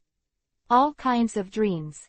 Then a strange scene appeared. The Walking Dead Marine soldiers and officers jumped off the Marine warship one by one. Like dumplings, these Marine soldiers and officers became snacks for the monsters hiding under the sea. Marine, who jumped into the sea, lost weight and fell into the sea. The icy sea water instantly restored her consciousness and woke up from the sirens singing. But before they could react, they quickly fell into eternal sleep. While the Siren Princess was singing, the other monsters under the sea had already sharpened their knives. Marines who fell into the sea are the most experienced hunters with scarlet eyes. The moment Marine fell into the water, the skeletal demon fish caught them, and the 4 sharp claws and the tail covered with barbs quickly tied the limbs and waist of the prey to prevent the prey from struggling. The skeletal demon fish has 2 rows of sharp teeth in its ferocious mouth, which bites off the throat of the prey before it is fully awake. To be able to die before they are fully awake, these Marines are actually quite lucky, knowing that there are not only skeletal monsters in the sea.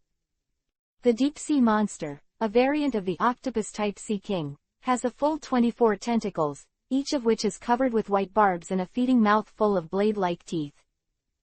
5.5. Marine, who was caught by the tentacles of the deep sea monster, was first dragged into the sea by the tentacles covered with barbs, and pierced by various barbs, but because he couldn't make any sound in the sea, he finally had to eat. He experienced ordinary torture in the mouth and finally died.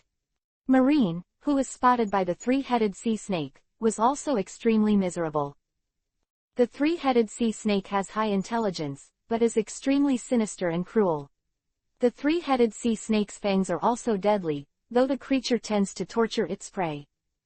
Marine who was swallowed by the 3-headed sea snake would not be directly killed. The snake letter with corrosive mucus would lick on the prey, just like eating candy. The end, these Marines will be corroded to the point where there is no good meat. After the hoarseness, the 3-headed sea snake will lose interest in the prey and swallow the prey. Chapter 392 Wake Up Guard. Maybe you thought this was the end, but it wasn't. Marine soldier who was swallowed by the 3-headed sea snake did not directly usher in the end. Instead, he was enveloped in a stronger acid in desperation, watching himself soberly being digested bit by bit. In particular, the saliva of the 3-headed sea snake carries a certain amount of toxin. Before the Marines are swallowed, the toxin penetrates into the Marine soldiers' bodies, causing the Marine soldiers to lose control over their bodies and partially feel pain. So these Marine soldiers, in a mixture of numbness and pain, watched helplessly as some parts of their bodies dissolved, revealing their bones, as if they had come to hell. Marine soldiers are not caught by the deep-sea monsters and the 3-headed sea snake, they can end their lives quickly. Fight a lot. Since death is unavoidable, it is indeed a blessing to be able to die without pain. Marine soldiers and officers on the 11 warships were buried in the sea, and not one was left. No, there is indeed one left. 17. Marines on the 11 Marine warships were almost dead. The Kraken Princess also ended her singing. 5 Marine soldiers and officers were brought to the side of the Siren Princess by several skeletal devilfish. These 5 corpses have something in common. They are young and handsome, their strength was above that of warrant officer, and they were all drowned with no wounds on their bodies. Obviously these are the rewards reserved by the sea monsters for the performance of the Kraken Princess, and the Kraken Princess is obviously very satisfied with these 5 fresh and handsome foods. Everything is over, like rewinding, how the sea monsters appeared before, and how to leave now. The stage made of tentacles gradually descended and spread out, and then disappeared into the deep sea. Chin Luo, who was silently observing from a distance, only felt that his scalp was numb. All of these found by him were extremely evil underwater monsters. Usually these monsters stay in a specific sea area, and outsiders don't see much, and those who see them are already dead. These monsters are all butchers among the living beings.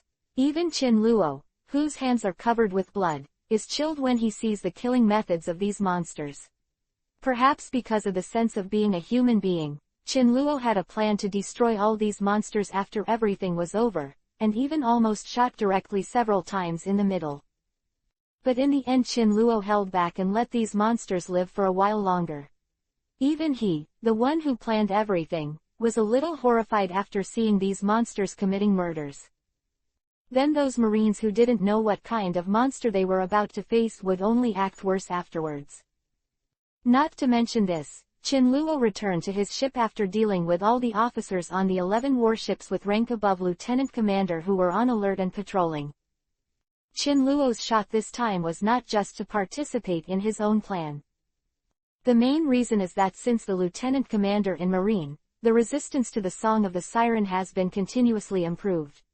Even the Siren Queen who has released all her charm abilities may not be able to charm a battle-hardened 100%.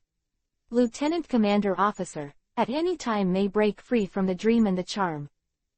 If Marine Officer broke free from the Song of the Siren, the Marine who broke free would not have to guess that an alarm signal would be issued immediately, and Qin Luo's plan would be over. Therefore, in order to ensure the implementation of the plan, Qin Luo personally dealt with those Marine officers above Lieutenant Commander, and at the same time made another idle move. As for whether the idle chess move can work, it depends on whether the life of the chess piece is hard enough, and whether the brains of people like Sengoku are big enough. Returning to the small platform on the second floor of his warship deck, Qin Luo's first thing was to check the time on the watch on the table. 4:01, it seems that I came back early. Did I take action too quickly? Qin Luo sighed after reading his watch, then sat on the chair and waited for a while. Taking advantage of this time, Qin Luo changed the white gloves on his hands.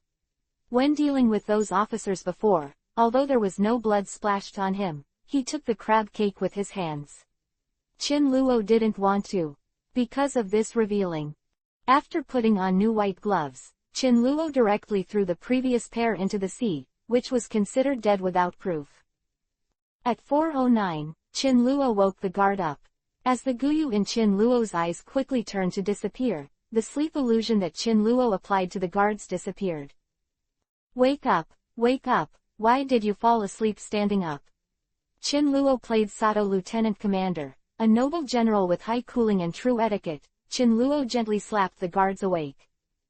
Ah, why did I fall asleep? What time is it, Sato Lieutenant Commander? The guard was alert and woke up immediately. After realizing that he fell asleep standing up, he was very worried about being punished by his superiors and quickly wanted to know that he was asleep. How long, how serious is fans matter? It doesn't matter, guard, do I plan to punish you? Besides, I'm a little sleepy. Qin Luo sat back in his chair and comforted the guard with a big belly. At the same time, he pointed his right finger at the watch, signaling the guard. See for yourself, don't bother me. The guard breathed a sigh of relief when he saw that Qin Luo was not investigating, and his thinking finally returned to normal, but he also quickly looked at the 790 watch to confirm the time. It's 4:09, fortunately, just slept for a few minutes, otherwise I would fall asleep when I said how I was standing. It seems that I have been too tired recently. The guard thought silently in his heart. By the way, what happened before? Let me think about it. After calming down, the guard felt that he recalled what happened before he fell asleep, and was afraid that he had forgotten some orders from Sato Lieutenant Commander. Soon, what happened tonight went through the guard's mind like a revolving lantern, until the last. At 4 in the morning Sato Lieutenant Commander went to the toilet. He fell asleep against the wall, until 4:09 in the morning Fen Sato Lieutenant Commander came back from the toilet and woke him up. All the logic has been straightened out, and the guard said that there was nothing he missed, but he did not notice a strange smile on the corner of Qin Luo's mouth, who was facing the sea with his back to him. Let's do it this way. We stay until 5 in the morning, and the soldiers who will be on duty early will get up. At that time, we will each take a rest. Tomorrow night, I estimate that we will be vigilant at night. Qin Luo looked like he was discussing. In fact, the tone of the command is more. But what does it matter? The guard is so sleepy now that he wants to go to bed immediately. Now that he hears Qin Luo's decision, the guard almost jumps up with joy. Chapter 393 Call the Generals. What's the matter, guard? If you don't want to, then you can be on guard alone later. After the plan was completed, Chinluo didn't want to stay outside at all, and pretending to stay until 5 o'clock was his limit. No, Sato Lieutenant Commander, there's no problem with him. The guard was worried that Chinluo would really keep him on guard, and he said it almost when he got stuck in Chinluo's language. Chinluo replied and stopped talking. He picked up a book and pretended to read it. In fact, he was using the ability of the Overlord of the Sea to communicate with the Sea Kings and sea monsters he summoned from a distance, and arrange them. Subsequent actions. After getting Chinluo's reply, the guard swallowed his saliva, and the panic disappeared, and the sleepiness struck again. The guard felt that being able to support himself without sleeping was the best he could do. The guard didn't know that he was so mentally exhausted because he was affected by the illusion. On the small platform on the second floor of the warship, neither the lieutenant commander nor the guards seemed to be on guard at all, but there were no other people present at the moment, so no one would notice. At 5 o'clock in the morning, the time of the Kraken's singing returned to normal. It sounded on time, and some soldiers on the morning shift also started one after another, especially the cooking soldiers, who basically had to get up and prepare for others. Breakfast. Chinluo and the guards both returned to their rooms, and some marine soldiers had already noticed the strangeness of the warships on the left side of the marine fleet. It was too quiet. However, they were only soldiers and did not dare to go to other warships without authorization. This matter was dragged on until 6 o'clock in the morning, when the Kraken sang for the last time. Rear Admiral who was beheaded by Chinluo came to the dozen empty warships to find the Rear Admiral who was patrolling this area last night but never returned. At around 6:30 in the morning, a ringing sound was heard in Sengoku's room, and Sengoku woke up from his sleep. Something happened again. Sengoku rubbed his eyes, seeing the panicked appearance of his guards, and even with his knees he knew something was wrong. Since Liu Yun was successfully defeated, all kinds of strange things have come one after another, and Sengoku has already taken it all in. He just hopes that the troubles that have occurred will not be too difficult. He already has several unresolved incidents in his hands. Sengoku Admiral, it's not good, Marine is gone, all gone. Sengoku's guards ran all the way back, and before coming to report, he went to confirm the more than 10 marine warships that had happened. So now this marine is still gasping for breath, and the words are a little unclear. Take a rest first, and report the situation to me when you calm down. How can I hear you intermittently like this? Admiral Sengoku always looked so calm in front of marine soldiers. After pouring a glass of water for the soldier, Sengoku listened to the soldier's report while getting dressed. Senshi Admiral, just now, Rear Admiral, guards reported that all marine soldiers and generals on the 11 warships on the left side of the marine fleet had disappeared, as if the world had evaporated. The soldiers who slowed down while after flicking my own words, I wanted to narrate to Sengoku. 11 warships, then what does this have to do with Rear Admiral's guards? The first person to find out will always be suspicious. Rear Admiral was in charge of patrolling that area last night. In the morning, the guards of Rear Admiral went there to look for Rear Admiral who had not returned until they found the strangeness of those warships. Questions. Soldiers answer one by one. Even the Rear Admiral disappeared without a sound, but there are signs of a fight. This is a Rear Admiral. To say that he disappeared without even sounding an alarm, Sengoku usually can't believe it, unless the person who shot it has the strength above Admiral will kill it in seconds. If so, it will only get worse. Is Sengoku Admiral there? Marshal Kong asked me to come find Admiral. It's very important. Before the soldiers who reported to Sengoku could answer, Marshal Kong's guards came to the door of Sengoku's room. Sengoku Admiral, Marshal Kong asked me to come to you. Kong's guards respectfully saluted Sengoku and then said, Understood, you lead the way, where is the Marshal waiting for me? Sengoku waved his hand to signal his guards to follow him, and let Kong's guards lead the way. Along the way, Sengoku asked his guards more about the 11 warships, and Sengoku was soon at his destination. Destination was not Marshal Kong's office, but one of those 11 warships, the one where Captain Philly and Hey Commodore were. When Sengoku arrived, Marshal Kong and Suru Vice Admiral had already arrived. Seeing Sengoku coming over, Marshal Kong nodded, but did not speak. Suru Vice Admiral also leaned against the railing without saying a word. Sengoku walked up to Suru Vice Admiral and asked, "Suru, how long have you been here and why are you not talking? How's the situation?" "I just came here. As for the situation, I don't know." The Marshal asked his troops to block the 11 warships directly. Only the Marshal knows the specific situation. "Wait a minute, everyone will be gathered later. Kong the Marshal should explain it all at once." Suru Vice Admiral squinted as if thinking about something. After a few minutes, Garp, Zephyr, Kizaru, Akainu, Kuzan and some of the more powerful Vice Admiral all arrived one after another, and it seemed that some people already knew what was going on here, and some people didn't. For example, Garp, Suru, Sengoku, "What is this for? I didn't even have breakfast and I was pulled over." Garp shouted carelessly as if he was dropping by a door, attracting a burst of stares from Kong and Suru Vice Admiral. Although Garp didn't know anything, it didn't seem to be a second time depending on the situation. "Since everyone is here, I won't sell anything. Recently, something happened to the Marine fleet.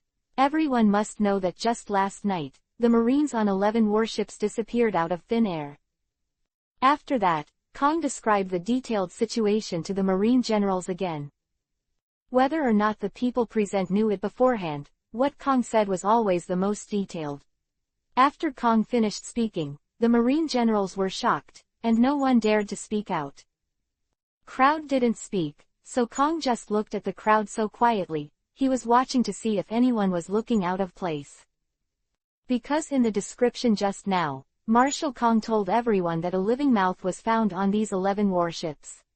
This is not cheating, but it is true, but the living mouth has not woken up yet. Chapter 394. Missing in Battle. Besides Marshal Kong, Sengoku was also watching the crowd's reaction. Halfway through Kong's speech, Sengoku understood Marshal Kong's intentions.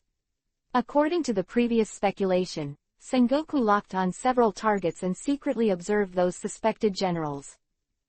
The result, of course, will not be very good. At least Sengoku and Kong did not see anything from the expressions of the generals. "Everyone, don't you have some ideas about this incident?"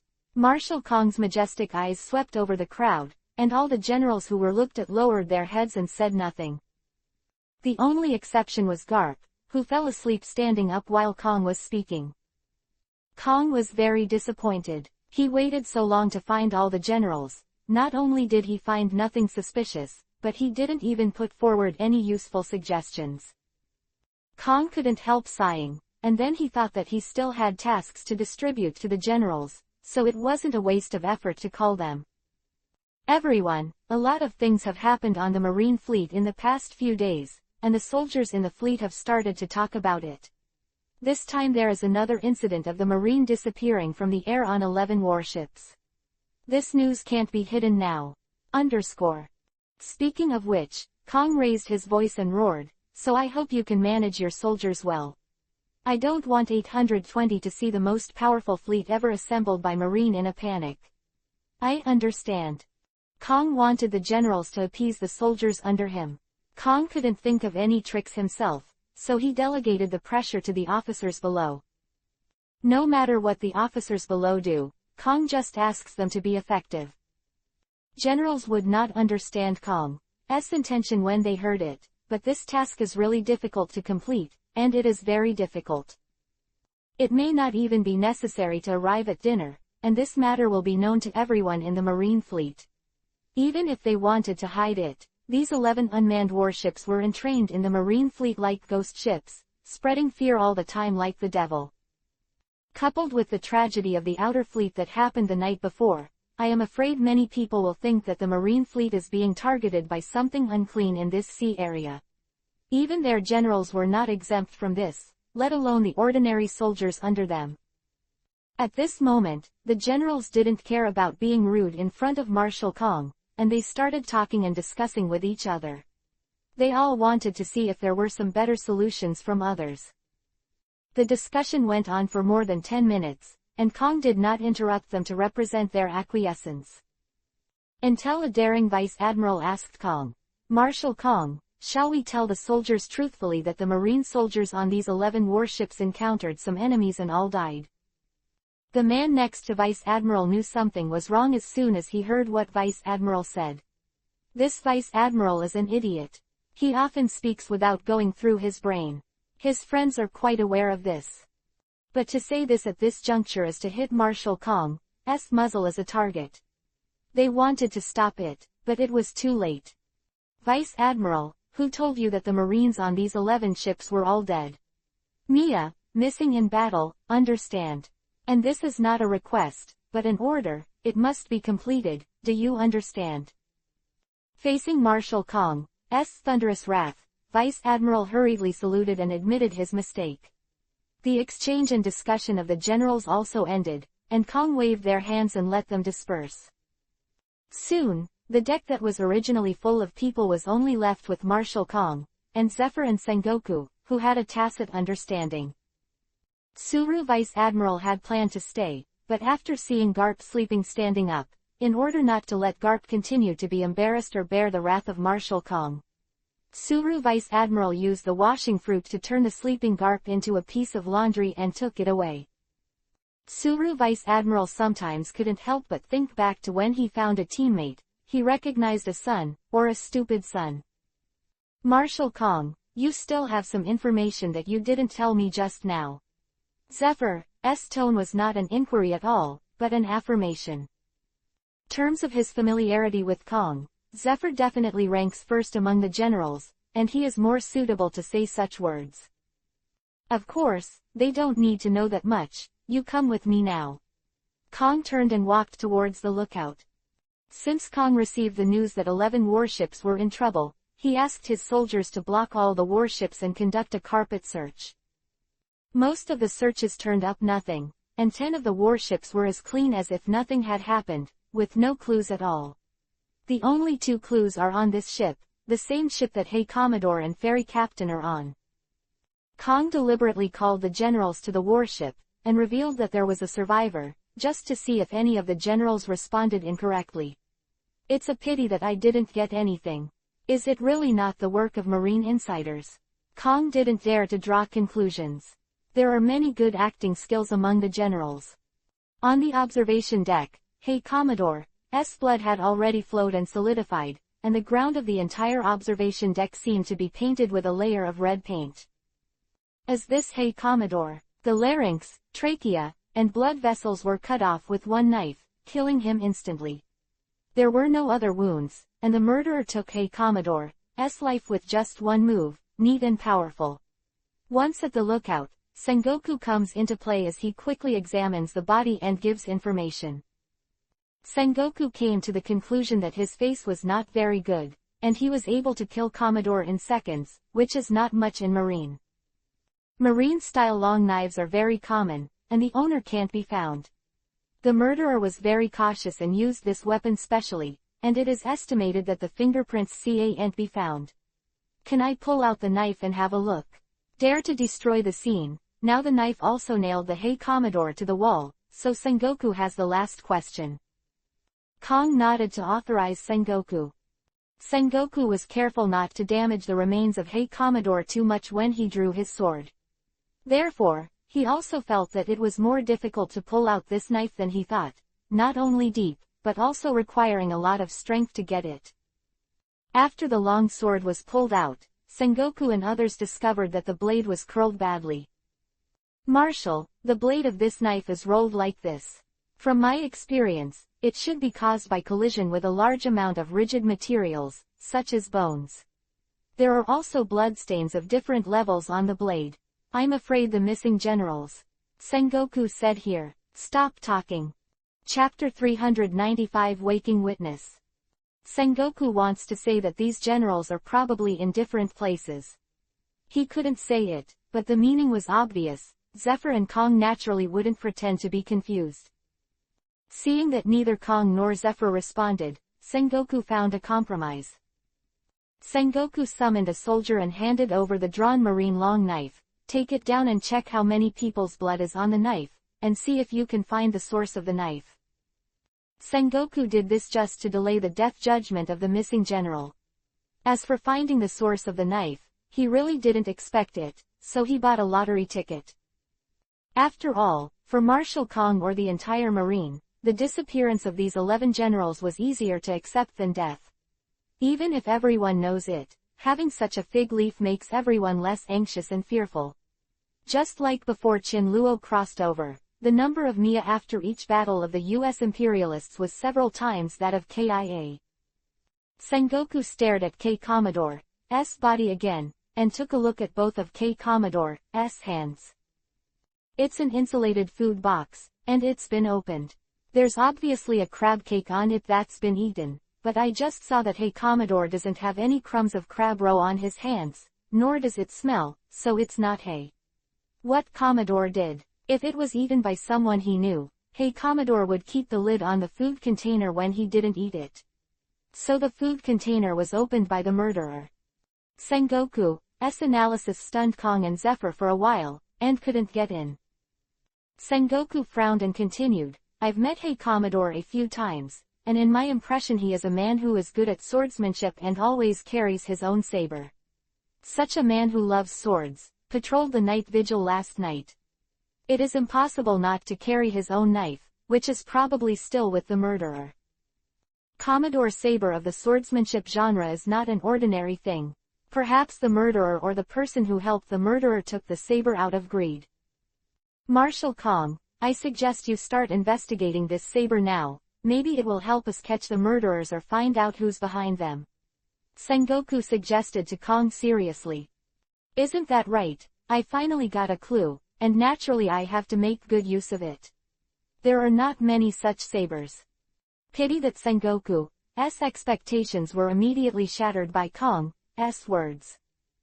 I know where the knife is, you come with me.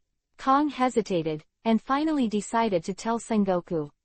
Soon several people moved to the left side of the warship, that is, outside the room where Feely Captain had an accident. This time, Hey Commodore's saber was still stuck on the wall. As for the scabbard, Qin Luo threw it into the sea when he used up. This is. Both Sengoku and Zephyr were puzzled. Here is another clue, and the last one, an unconscious captain. Kong said as he opened the door to the room. Unexpectedly, not only is Marine guarded outside here, but there are also a lot of staff in the room collecting information. In a coma, that means the survivor is the captain. Zephyr also reacted. The live mouth in Kong's mouth was the same as the comatose person he just said. Of course, a female captain was stabbed directly through the room by Hey Commodore's saber. The opponent's strength was terrifying. Such a thick steel plate wall was cut like tofu, and the knife went straight through the left chest where the heart is. In the room, following Kong's narration, Sengoku and Zephyr looked at the blade that came out from the wall, and a large amount of blood dripped from the blade to the ground, and a pool of blood was also condensed. Of course, the female captain was not in the room now, only the sword that passed through the wall and the blood all over the place were left. The female captain was rescued by the Marines when she was found alive, and is now receiving treatment in the medical room of Kong's Marine No. 1 inch. At that time, in order not to enlarge the wound of the female captain and destroy the scene, the rescuers had to spend a lot of effort. Seeing all this makes Sengoku feel very stressed, because the killer's abilities are becoming more and more mysterious and powerful. In Sengoku's view, with his admiral's strength, he can indeed kill Captain Commodore and the like in a single second, but in terms of swordsmanship, Sengoku said that he is powerless, and he can't do this. Such a powerful murderer, a captain can still survive from his hands. Is there any fraud? Sengoku wanted to directly say whether the murderer deliberately stabbed the wrong way, and this captain is from the murderer's side people. With suspicion, Sengoku looked at Kong. No, don't worry about this, the murderer shot directly at the captain's heart. However, some women's hearts are smaller than normal people, and this feely captain is such an existence. The long knife that went through the wall ended up just rubbing the edge of feely captain's heart, and didn't really hurt the heart. Kong explained the situation to Sengoku, sometimes fortunate and sometimes helpless. Fortunately there was a survivor by accident, but unfortunately, the serious injury, coupled with the massive blood loss, prevented feely captain from waking up. Sengoku started to investigate the scene just like on the observation deck, but this time it was cleaner than the top of the observation deck, and there was nothing to see. 0. Just as Sengoku was thinking, a Marine soldier rushed in and ordered to deliver information to Marshal Kong's ear. The latest news: our female captain woke up, and according to what she said, she saw the murderer. After saying that, Kong quickly returned to his warship. What? Great! Zephyr and Sengoku shouted almost simultaneously. On a bed in the Marine 1 medical room, the awakened feely captain was lying there. Feely captain's injuries were serious, but not to the point of death. Before Chin Luo stabbed him after confirming it with his white eyes, feely captain broke 2 ribs, but it just didn't hurt his heart, just playing with his heartbeat. Captain, I heard you woke up. Kong's voice appeared in the medical room. Feely's tense heart finally let go. She was deeply afraid that the person who killed him before would come back to silence her. Now she only needs to tell Marshal Kong everything, at least that person doesn't need to come to her specially. Naturally, none of the women who can become generals in Marine are simple. I saw Admiral, I saw the murderer, he was wearing lieutenant commander or commander clothes, a male. Feely was very positive, and before Kong asked her, she poured out what she saw like a bean. Say everything you know, and describe the murderer you see. Chapter 396 Investigator. Only after saying this, the female captain dared to sleep peacefully. Excessive blood loss made her very tired, but before she finished speaking, she dared not fall asleep, for fear that this sleep would become an eternal sleep. She managed to escape, not being pierced through the heart, and being pulled back from the gate of hell, and now she cherishes her life even more. Female captain fought hard, and she answered whatever Sengoku, Zephyr, and Kong asked. Then have you ever seen the murderer's face? Zephyr asked was undoubtedly the most concerned. Female captain shook her head and recalled, I have never seen the criminal's face. At that time, the criminal was on the observation deck, and the fog was so thick that I could only see the criminal's approximate figure and clothes with my eyes. Some were too vague. Afterwards, the criminal stabbed me outside the room through the wall, but I couldn't see it. Quote. Everyone sighed. Although they didn't hold out much hope, they were still a little disappointed when the female captain said this. Do you know how the soldiers on the warship disappeared? Sengoku asked the female captain, and it would be a great gain if he could figure out how the Marines on the 11 ships were evaporated out of thin air. But the female captain shook her head. After a few key questions, the female captain was not able to answer very few. After the group, Sengoku, Kong and others could only know that the criminal had a super high perception ability. Dressed in lieutenant commander and commander. The conclusion that the culprit might be a lieutenant commander or a commander made Sengoku a little dumbfounded. How can lieutenant commander and commander have this mysterious ability, and can kill Commodore Rear Admiral instantly? If there is such an existence in Marine, then this person's plans are not small. The rank of commander and lieutenant commander are not high, but each Marine general has only the uniform corresponding to his rank. If you want to imitate a set of commander and lieutenant commander clothes in a short time, it is not only impossible but also useless, it is not as good as night clothes. Finally, suggested by Sengoku, Marshal Kong ordered all lieutenant commanders, commanders and captains in the Marine fleet to cooperate with the investigators' work, and it is bound to catch the traces of the crime. It's not that Sengoku didn't consider that Feely's female captain was deliberately left dead by a criminal to disrupt Marine's investigation. But I thought that Commodore's saber really rubbed the edge of the female captain's heart and passed through it, only a short distance away. This kind of distance will cause the female captain to die on the spot as long as the action is slightly larger when drawing the knife to the female captain. Thinking of this, Sengoku denied this on his own, and who would have expected the female Captain Philly's heart to be smaller than ordinary people? If the murderer really had such ability, Marine would recognize it if he couldn't find it. At least Sengoku thinks so, but he doesn't know that it is actually quite easy for Chinluo, who has white eyes, to do such a thing. Sengoku arranged a special investigation team to investigate many generals from lieutenant commander to captain, especially those generals who disappeared between 3:30 and 4 o'clock in the morning. Chinluo was no exception, and was interviewed by the investigation team. However, as a witness, he even missed a face and was passed over.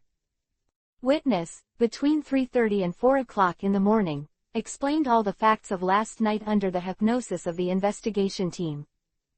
Isn't it true? In the eyes of Chinluo's guards, Sato Lieutenant Commander means that Chinluo never left between 3:30 and 4 o'clock in the morning, and only went to the toilet for a few minutes after 4 o'clock in the morning. The suspicion of Sato Lieutenant Commander quickly disappeared, and he became the first group of Marine's own people to be trusted. The Sato Lieutenant Commander was labeled as good father, weak in strength, and strange character, and the investigation team went to busy investigating other generals. The investigation was at an impasse. At that time, most generals were either on patrol or sleeping, and it was difficult to have witnesses. Therefore, the number of lieutenant commander, commander and captain on the list of suspects is quite large, and the names are full of several pages. After an afternoon of investigation, there was only such a result, and Marshal Kong would naturally not be satisfied. After a flurry of curses, Kong reinforced Marine's night guard again, and more Rear Admiral and Vice Admiral were mobilized to join the patrol. In addition, the patrolling generals are also arranged for frequent shift changes, leaving no room for criminals to exploit. In this regard, Chinluo said that it doesn't matter, the foreshadowing is enough, it's time for Marine to face the butcher knife of the sea monster army he called up. That night, Chinluo stayed in his room, and the siren's song started to sound again at 6 o'clock in the evening. The mournful singing made the morale of the Marines, who were already very uneasy, even lower. The generals summoned by Kong finally succeeded in suppressing the bad rumors in Marine, but they couldn't do anything about the hesitation in Marine's heart. When most people thought that tonight's disaster would happen in the early morning, Chinluo chose to shoot before 12 o'clock. Using the ability of the Overlord of Water, Chinluo randomly teleported in the Marine fleet, and whoever encountered a general would be considered unlucky. The disappearance of the patrol generals was reported to Sengoku and Kong. This is the third Rear Admiral tonight, and Kong is really willing. It's me, Chinluo, who can't hold the knife, or he's floating, and the Rear Admiral is discharged one by one to die. As Chinluo slashed Rear Admiral's throat, he threw a sword flower with the brand new Marine-style long knife that came from nowhere. The blood from the knife sank into the sea along with Rear Admiral's body.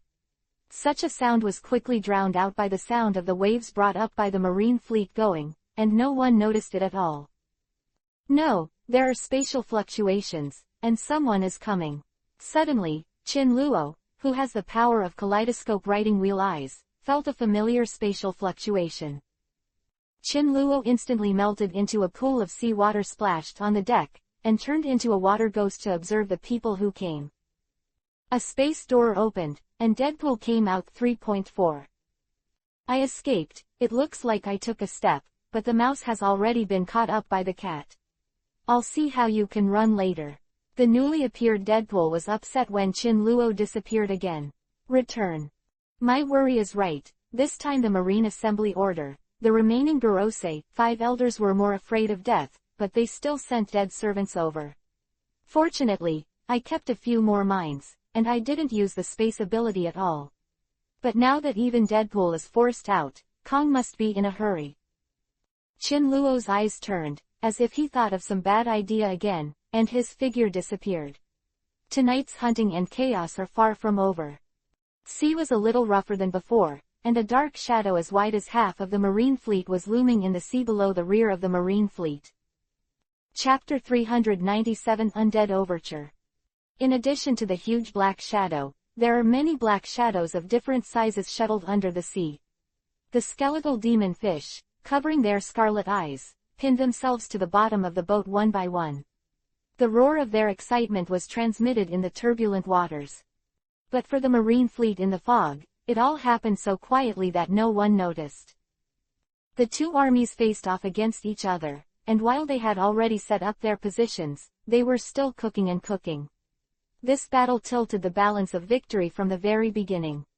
At this time, the restless Sengoku had already stopped reviewing documents, and when the news of another general's disappearance came, his anxiety sounded, "Do-do-do-do. Guards, is there no news about the criminals that led to the disappearance of the general?" Sengoku asked the guards outside the door. "No news yet, Sengoku Admiral." The summoned guard saluted and reported to Sengoku. "Is there any news that Deadpool-sama has taken action yet?" Sengoku thought silently in his heart. Sengoku is the only general in Marine who knows about the existence of Deadpool, except for Kong, who is the only one who has been informed of Deadpool's existence. In fact, Sengoku had already noticed Deadpool, 12 Gorosei, 5 elders subordinates with space ability when Lu Yun was fighting against Gorosei, 5 elders before.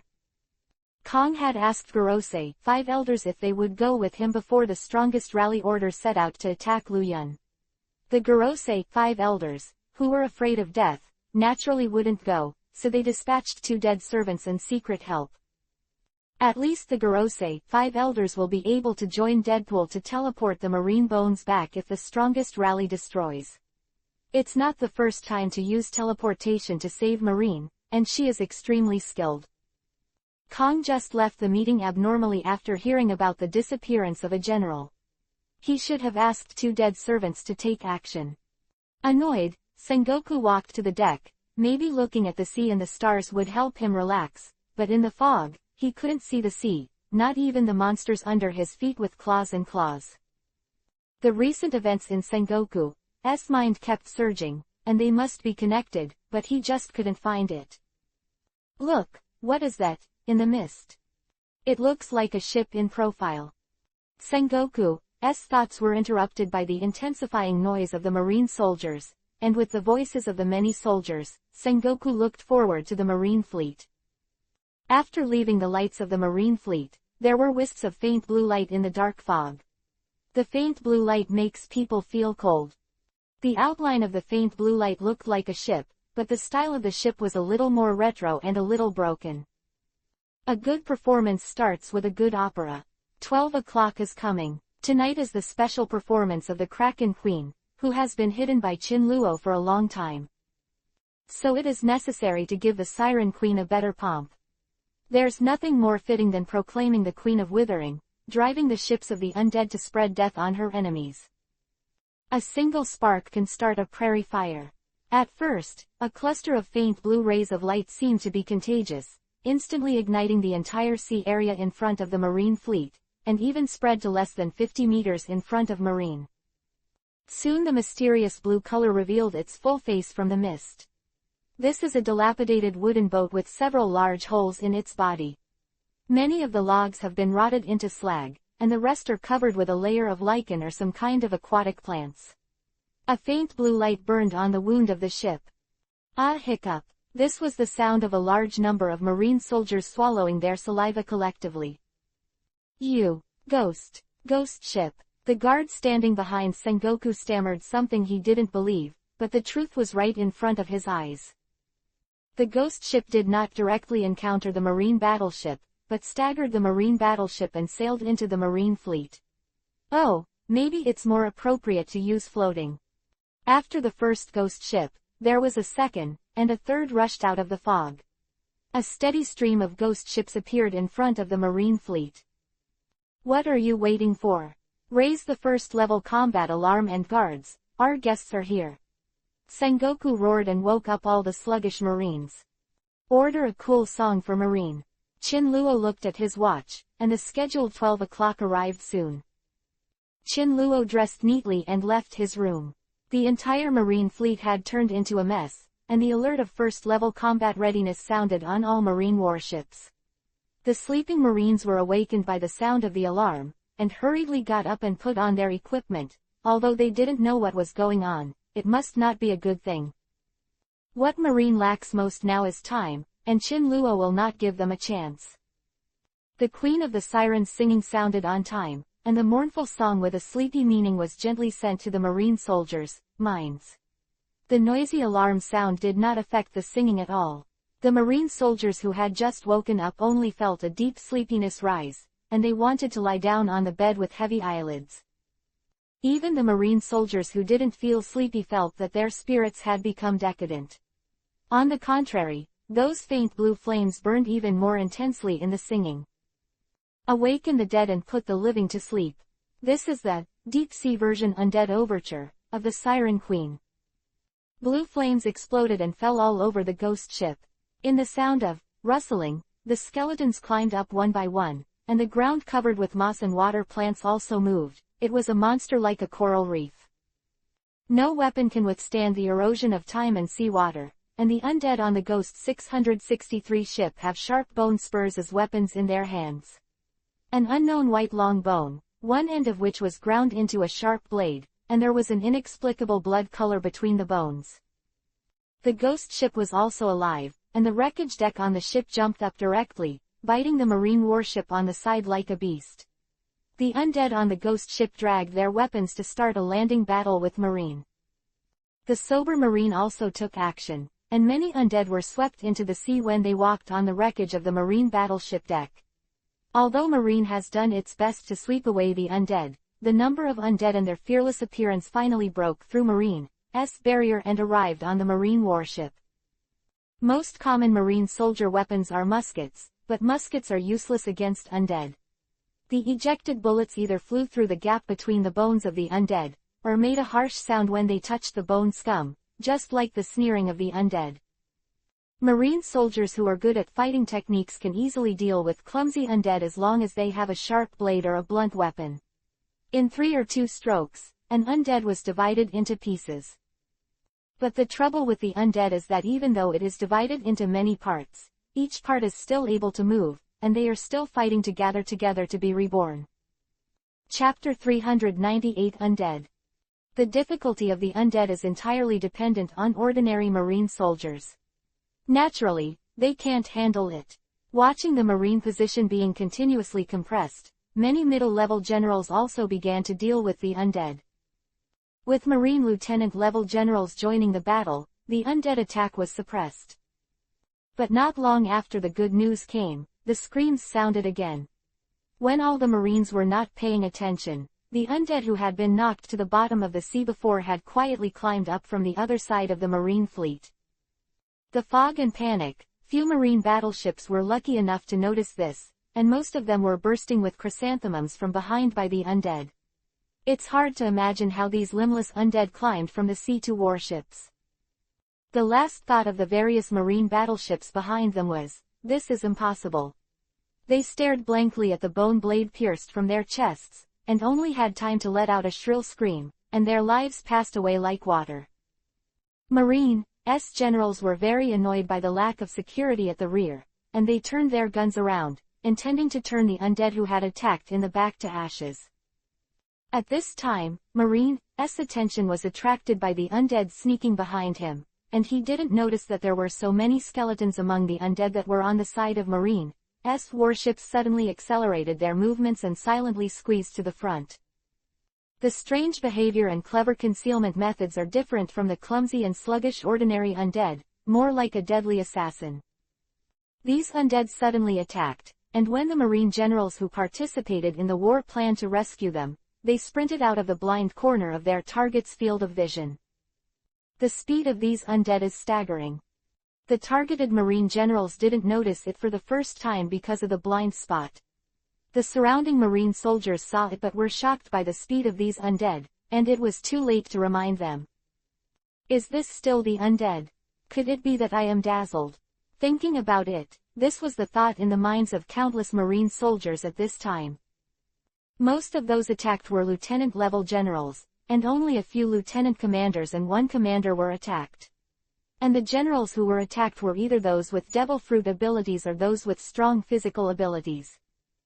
Even the commander was not spared.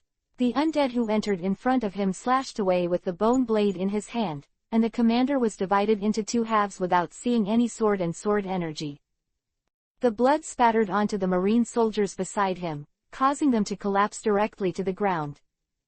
These sneak attack undead did not end after killing General Marine, and the next scene made many Marines will never forget it for a lifetime. After chopping Marine commander in half, he grabbed the left and right half of the fallen commander's body, causing commander's internal organs to fall to the ground.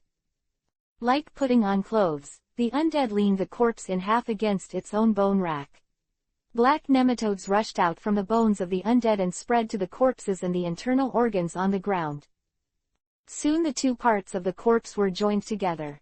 Under the skin of the corpse, bulges rolled quickly like static electricity, and finally the skin was broken and rushed out of the surface. The entire undead and the corpse were wrapped in black matter. The black matter should be the countless black nematodes just now, but the black matter at this time was more like a fluid substance, curling and turning there. Seeing this scene, Marine only felt that her scalp was numb and her hair stood on end, causing goosebumps all over her body. The Marines have a hunch that if they don't stop these undead's weird and terrifying behavior at this time, it will only get worse later. But no one wants to be this idiot who got hit with a stick. Marshal Kong refused to let Marine generals above Captain join the battlefield, just because he was worried that what would happen accidentally would damage the high-end combat power. Seeing that ordinary Marines and mid-level generals can solve these undead, let them go. Even now, Kong and Sengoku feel that something is wrong, and out of prudence, no one is allowed to shoot. These undeads are the strongest and can sneak up on commander. Most of them are not as threatening as an ordinary Marine soldier except for being difficult to deal with and having a large number. Even if such an undead has undergone a strange change, how strong can it be? Sengoku and Kong predict that it will increase by one level at most. The existence of such strength is not something Kong and Sengoku need to consider at all, they are on guard for the ultimate move behind. It is a pity that so many things in the world can be predicted, otherwise it is unpredictable. As the black substance swelled, the two things seemed to be spit out by the black substance. It was the bones of the commander who had been split into two halves. Two pieces of bones fell to the ground and scattered on the ground, ping ping pong pong. The white bones still had some bloodshot streaks, and the broken flesh and blood were stuck in the corners of the bones, giving off a stench. The black matter faded away, revealing the wrapped undead and commander's corpse, and the black matter flowed back from the corpse's wound. The black mass squirmed over the wound that divided the corpse in half, and the flesh around the wound seemed to be stitched together by an invisible hand. Starting from the head, the wounds gradually healed until all wounds disappeared. A brand new commander appeared in front of the Marines, as if it had never been split in half. The army. I don't know, it's the army of that country. Under the governor of AE, I have the honor to be with you again. This must be the arrangement of Lady Death. The resurrected commander, or rather the undead in commander's skin, opened his eyes. The undead moved gracefully, bowing gently, with one hand behind and the other on his chest, standard aristocratic etiquette, and his voice was light and hoarse. Such elegance didn't get Marine's favor, even if she didn't care about her weird appearance before. Now the undead hollow has lost the eye socket of the eyeball, and it seems that there are countless black liquids churning. Marine in front of the undead took 2 steps back in fright. After the undead named Aidu finished speaking, the undead who went to sneak attack on Marine also came out of the black substance one after another, and they all maintained the appearance of the attacked like Aidu. This is a fateful encounter. The lady likes you very much. You are too outside. Seeing the Marine soldier take a few steps back, Aidu folded his hands and comforted. A frenzy almost burst out of his eyes. After speaking, Aidu seemed to notice the bone blade under his feet, and the black substance flowed out of Aidu's right hand again, wrapping the ground bone blade and the commander's bone together. After a while, the black matter receded, and a bone scepter appeared in Aidu's hand. The top of the scepter is a demon's skull, and the bottom of the scepter is a sharp blade. Chapter 399 Aedu. This bone scepter is as white as snow, how can it look like the previous bone blade with bad marks? The rest of the undead who took their bodies followed suit, the black worms gushing out from their bodies, refining the bones of the corpses into weapons. Previously, 80 successfully seized Commander's corpse, and his aura of strength was floating, hovering between Captain and Commodore. This kind of strength is obviously not enough in front of the Marine executives, and Sengoku and Kong did not fully focus on the undead of these ghost ships. However, they really wondered why Aedu was so reckless. Could it be that he relied on his own undead ability? Everything was explained until the scepter of bones was held in the hands of Aedu. Aedu's momentum broke through one after another. From the strength between Captain and Commodore, he broke through Vice Admiral one after another, and finally stopped in front of Admiral's threshold. Every time he broke through a fixed strength, Aedu's body seemed to untie the shackles and seals, and there was a dull cracking sound. And at the same time, on Aedu's bone scepter, the demon's skull made a scream from the skull's mouth with the breakthrough. The screeching sound formed a sound barrier and sputtered around, and even the 10 meters of fog around Aedu's body was completely shaken away. The last sound barrier has the strength of the Admiral threshold, and the soldiers on the Marine fleet where Aedu is either stunned or sent flying. If the generals on the warship hadn't seen something bad and successfully rescued the soldiers who flew out of the warship, I am afraid that many soldiers would have fallen into the sea to feed the fish. Sengoku and Kong looked at each other, knowing that they had missed the point. Because of being too cautious, the enemy regained this strength. Kong looked at Kizaru, made a gesture, and Kizaru understood. A flasher had disappeared in place. The ghost ship where Aedu is located is the first group to break into the Marine fleet, not far from the Marine No. 1 inch. In the next second, Kizaru came to the Marine warship where Aedu was. The strength of the undead captured on other warships has also improved. After all, it is not as much as Ae Governor, and other Marine generals will come forward to solve it. No matter how the outside world reacted, Aedu silently cursed, "Damn," in his heart. This body is still too ordinary. Aedu muttered in a very small voice. As the number 3 figure of the entire ghost fleet, how could he, Aedu, only have the strength of Vice Admiral's peak? At a normal level, he can compete with people at the martial level without falling behind. Aedu, whose strength was limited by his body, was a little frustrated, and searched for a fresh body with strength. However, there are no eyeballs in his eye sockets, so outsiders can't see it. Then Aedu saw Kizaru appearing in front of him carelessly. Kizaru was very upset. Every time he encountered such an unknown enemy, he was the first to be dispatched to meet the enemy. To put it mildly, it is to trust his strength and let him explore the enemy's foundation and tactics. To put it uglier is to be a guinea pig at the top of Marine. If the enemy really has some unpredictable means, he will be the first to be unlucky. Because Kizaru is a glint fruit doesn't mean that he should be unlucky to be a cashier. Among the 3 of Kizaru, Kuzan, and Akainu, the last of the Marine's new generation, he is the younger brother. Compared to the other 2, Kuzan and Akainu were born to Marine, and Kizaru seemed to be adopted by Marine.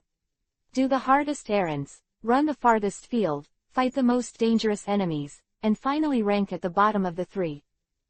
Glint fruit. I haven't seen you for a long time. I can't remember the last time I saw a glint fruit ability. Aedu is still quite keen on glint fruit. This ability is not only used powerful and versatile. It can be said that a fruit is a through train to become a strong man. The Governor Ae came up with the idea of taking Kizaru's house. The Marine generals that these undead attacked before were either physically powerful or devil fruit capable. The main reason is not difficult to guess. The stronger the physical body, the better for them to regain their strength. And the devil fruit ability, the ability of the person who was taken away, will be preserved. After all, devil fruits are bound to the body, not the soul. As long as the target is successfully captured within the shortest time after death, the devil fruit will not judge the physical death, and the fruit's ability will not disappear. But soon he gave up the idea of taking Kizaru, and the stable Kizaru showed his full body. The self-proclaimed elegant and graceful Governor Ai really can't talk about such a useless uncle like Kizaru. You make me feel sick, the glint fruit capable of this era.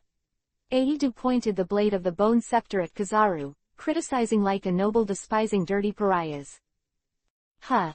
Without warning, a yellow light extended directly from Kizaru's fingers and shot through Aidu's right chest in an instant.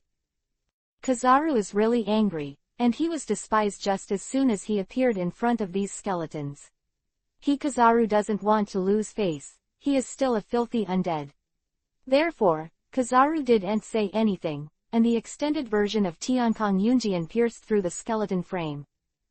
Ah, what you said just now, I didn't hear it clearly. Kizaru looked at the undead in front of him with contempt and playfulness. The extended Tiankong Yunjian in his hand slid around, quickly expanding the wound on Aiju's body to about a fist. 0. This sneak attack, which Kizaru used to deal with the pirates that made him uncomfortable before, had been tried and tested.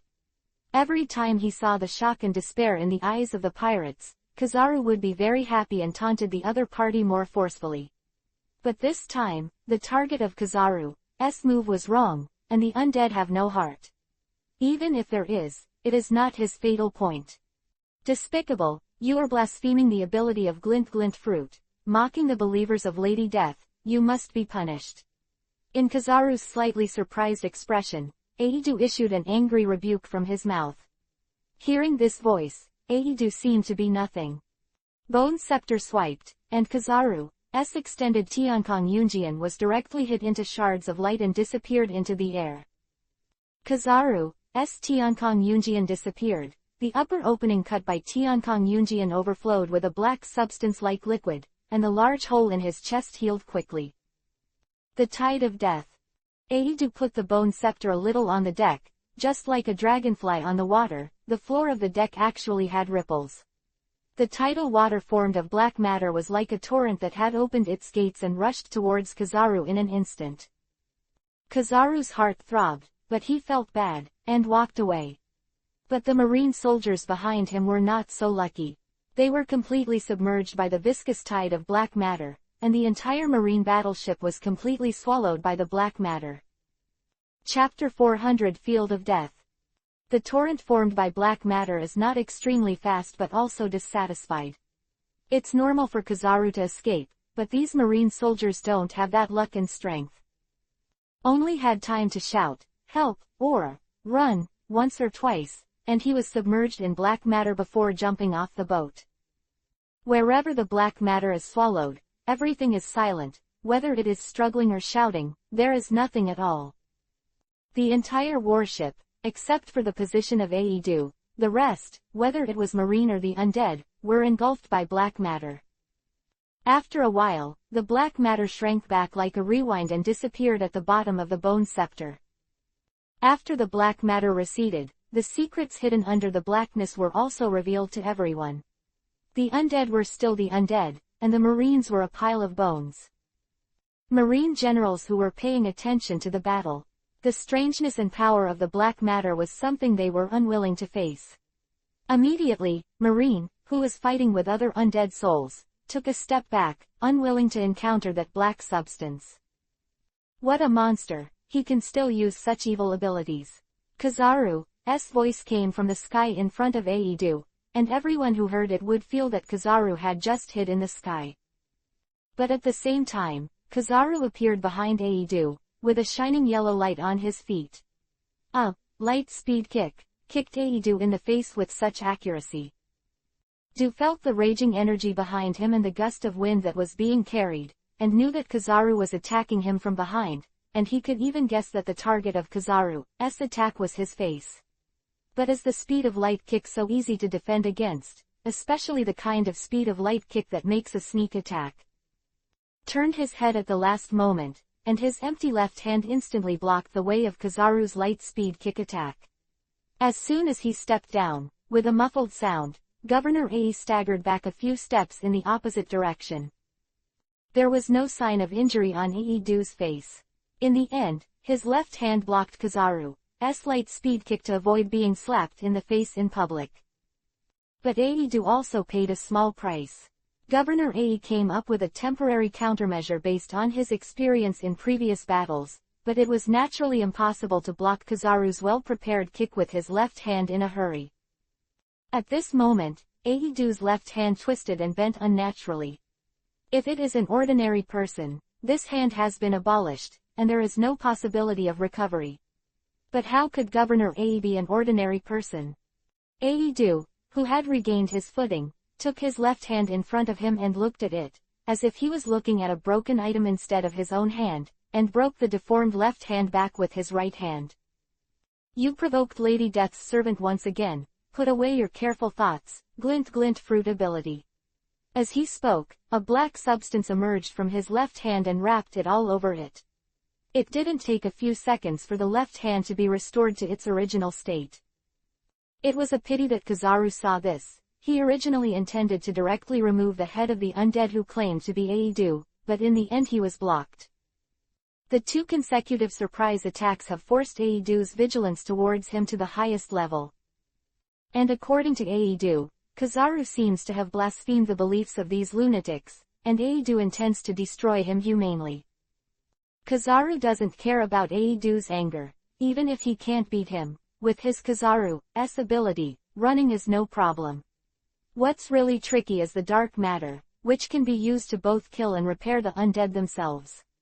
For an existence like this that can fight, resist and increase blood, defeating him is completely a thankless job. Kizaru really wanted to turn around and leave if he could. Yasukani no Magatama. Marine soldiers alive on the marine warship where Aedu is, and Kizaru has no scruples. Sinking an ordinary marine is completely harmless if you can deal with a vice admiral's pinnacle enemy. So Kizaru rose into the air and directly attacked Aedu with a long-range. Black Shield. Aedu waved his bone scepter at will, and a shield made of black material appeared in front of him. All the light spots that attacked him disappeared into the black shield without any response. If you think you are a glint glint fruit person, then you can't do anything about it. Death Domain. The number of years Aedu has survived is many centuries longer than his Kizaru. Although glint glint fruit is rare, Aedu has also seen it several times. He also knows a few ways to deal with glint glint fruit, but he has just succeeded in winning the house, and his mind is a little bit cloudy. After all, he is waiting in the form of a skeleton. It's easy to become mindless over time. As the field of death unfolded, the black matter turned into mist and dispersed around, wrapping Kizaru in a circle. Out of Kizaru in the circle, the ability to incarnate into light has been blocked. Not only has the speed been suppressed, he can't even leave this cage in the form of light. Akainu help. Kizaru, who felt bad, was very slick, and immediately called for help when he felt something was wrong. HMPH, Great Major Eruption, monsters die. Akainu wasn't particularly willing, but Kizaru called him, and he wanted to use this to perform well in front of the Marines. The Akainu people are still flying in the sky, and the attack has already hit Aedu. Akainu's attack carried fiery sparks and flames, and the black shield alone couldn't stop them all. Aedu threw the bone scepter, and a black sword energy split Akainu's great major eruption in half. Akainu came to the marine warship where the two were fighting. As soon as Pooh entered the death realm, he felt a thick and heavy feeling, and he knew why Kizaru suddenly asked him to help. But Kizaru isn't trying to cheat him. The death field can greatly limit the strength of the natural fruit ability. In the field, the fruit ability of Kizaru and Akainu is not even normal.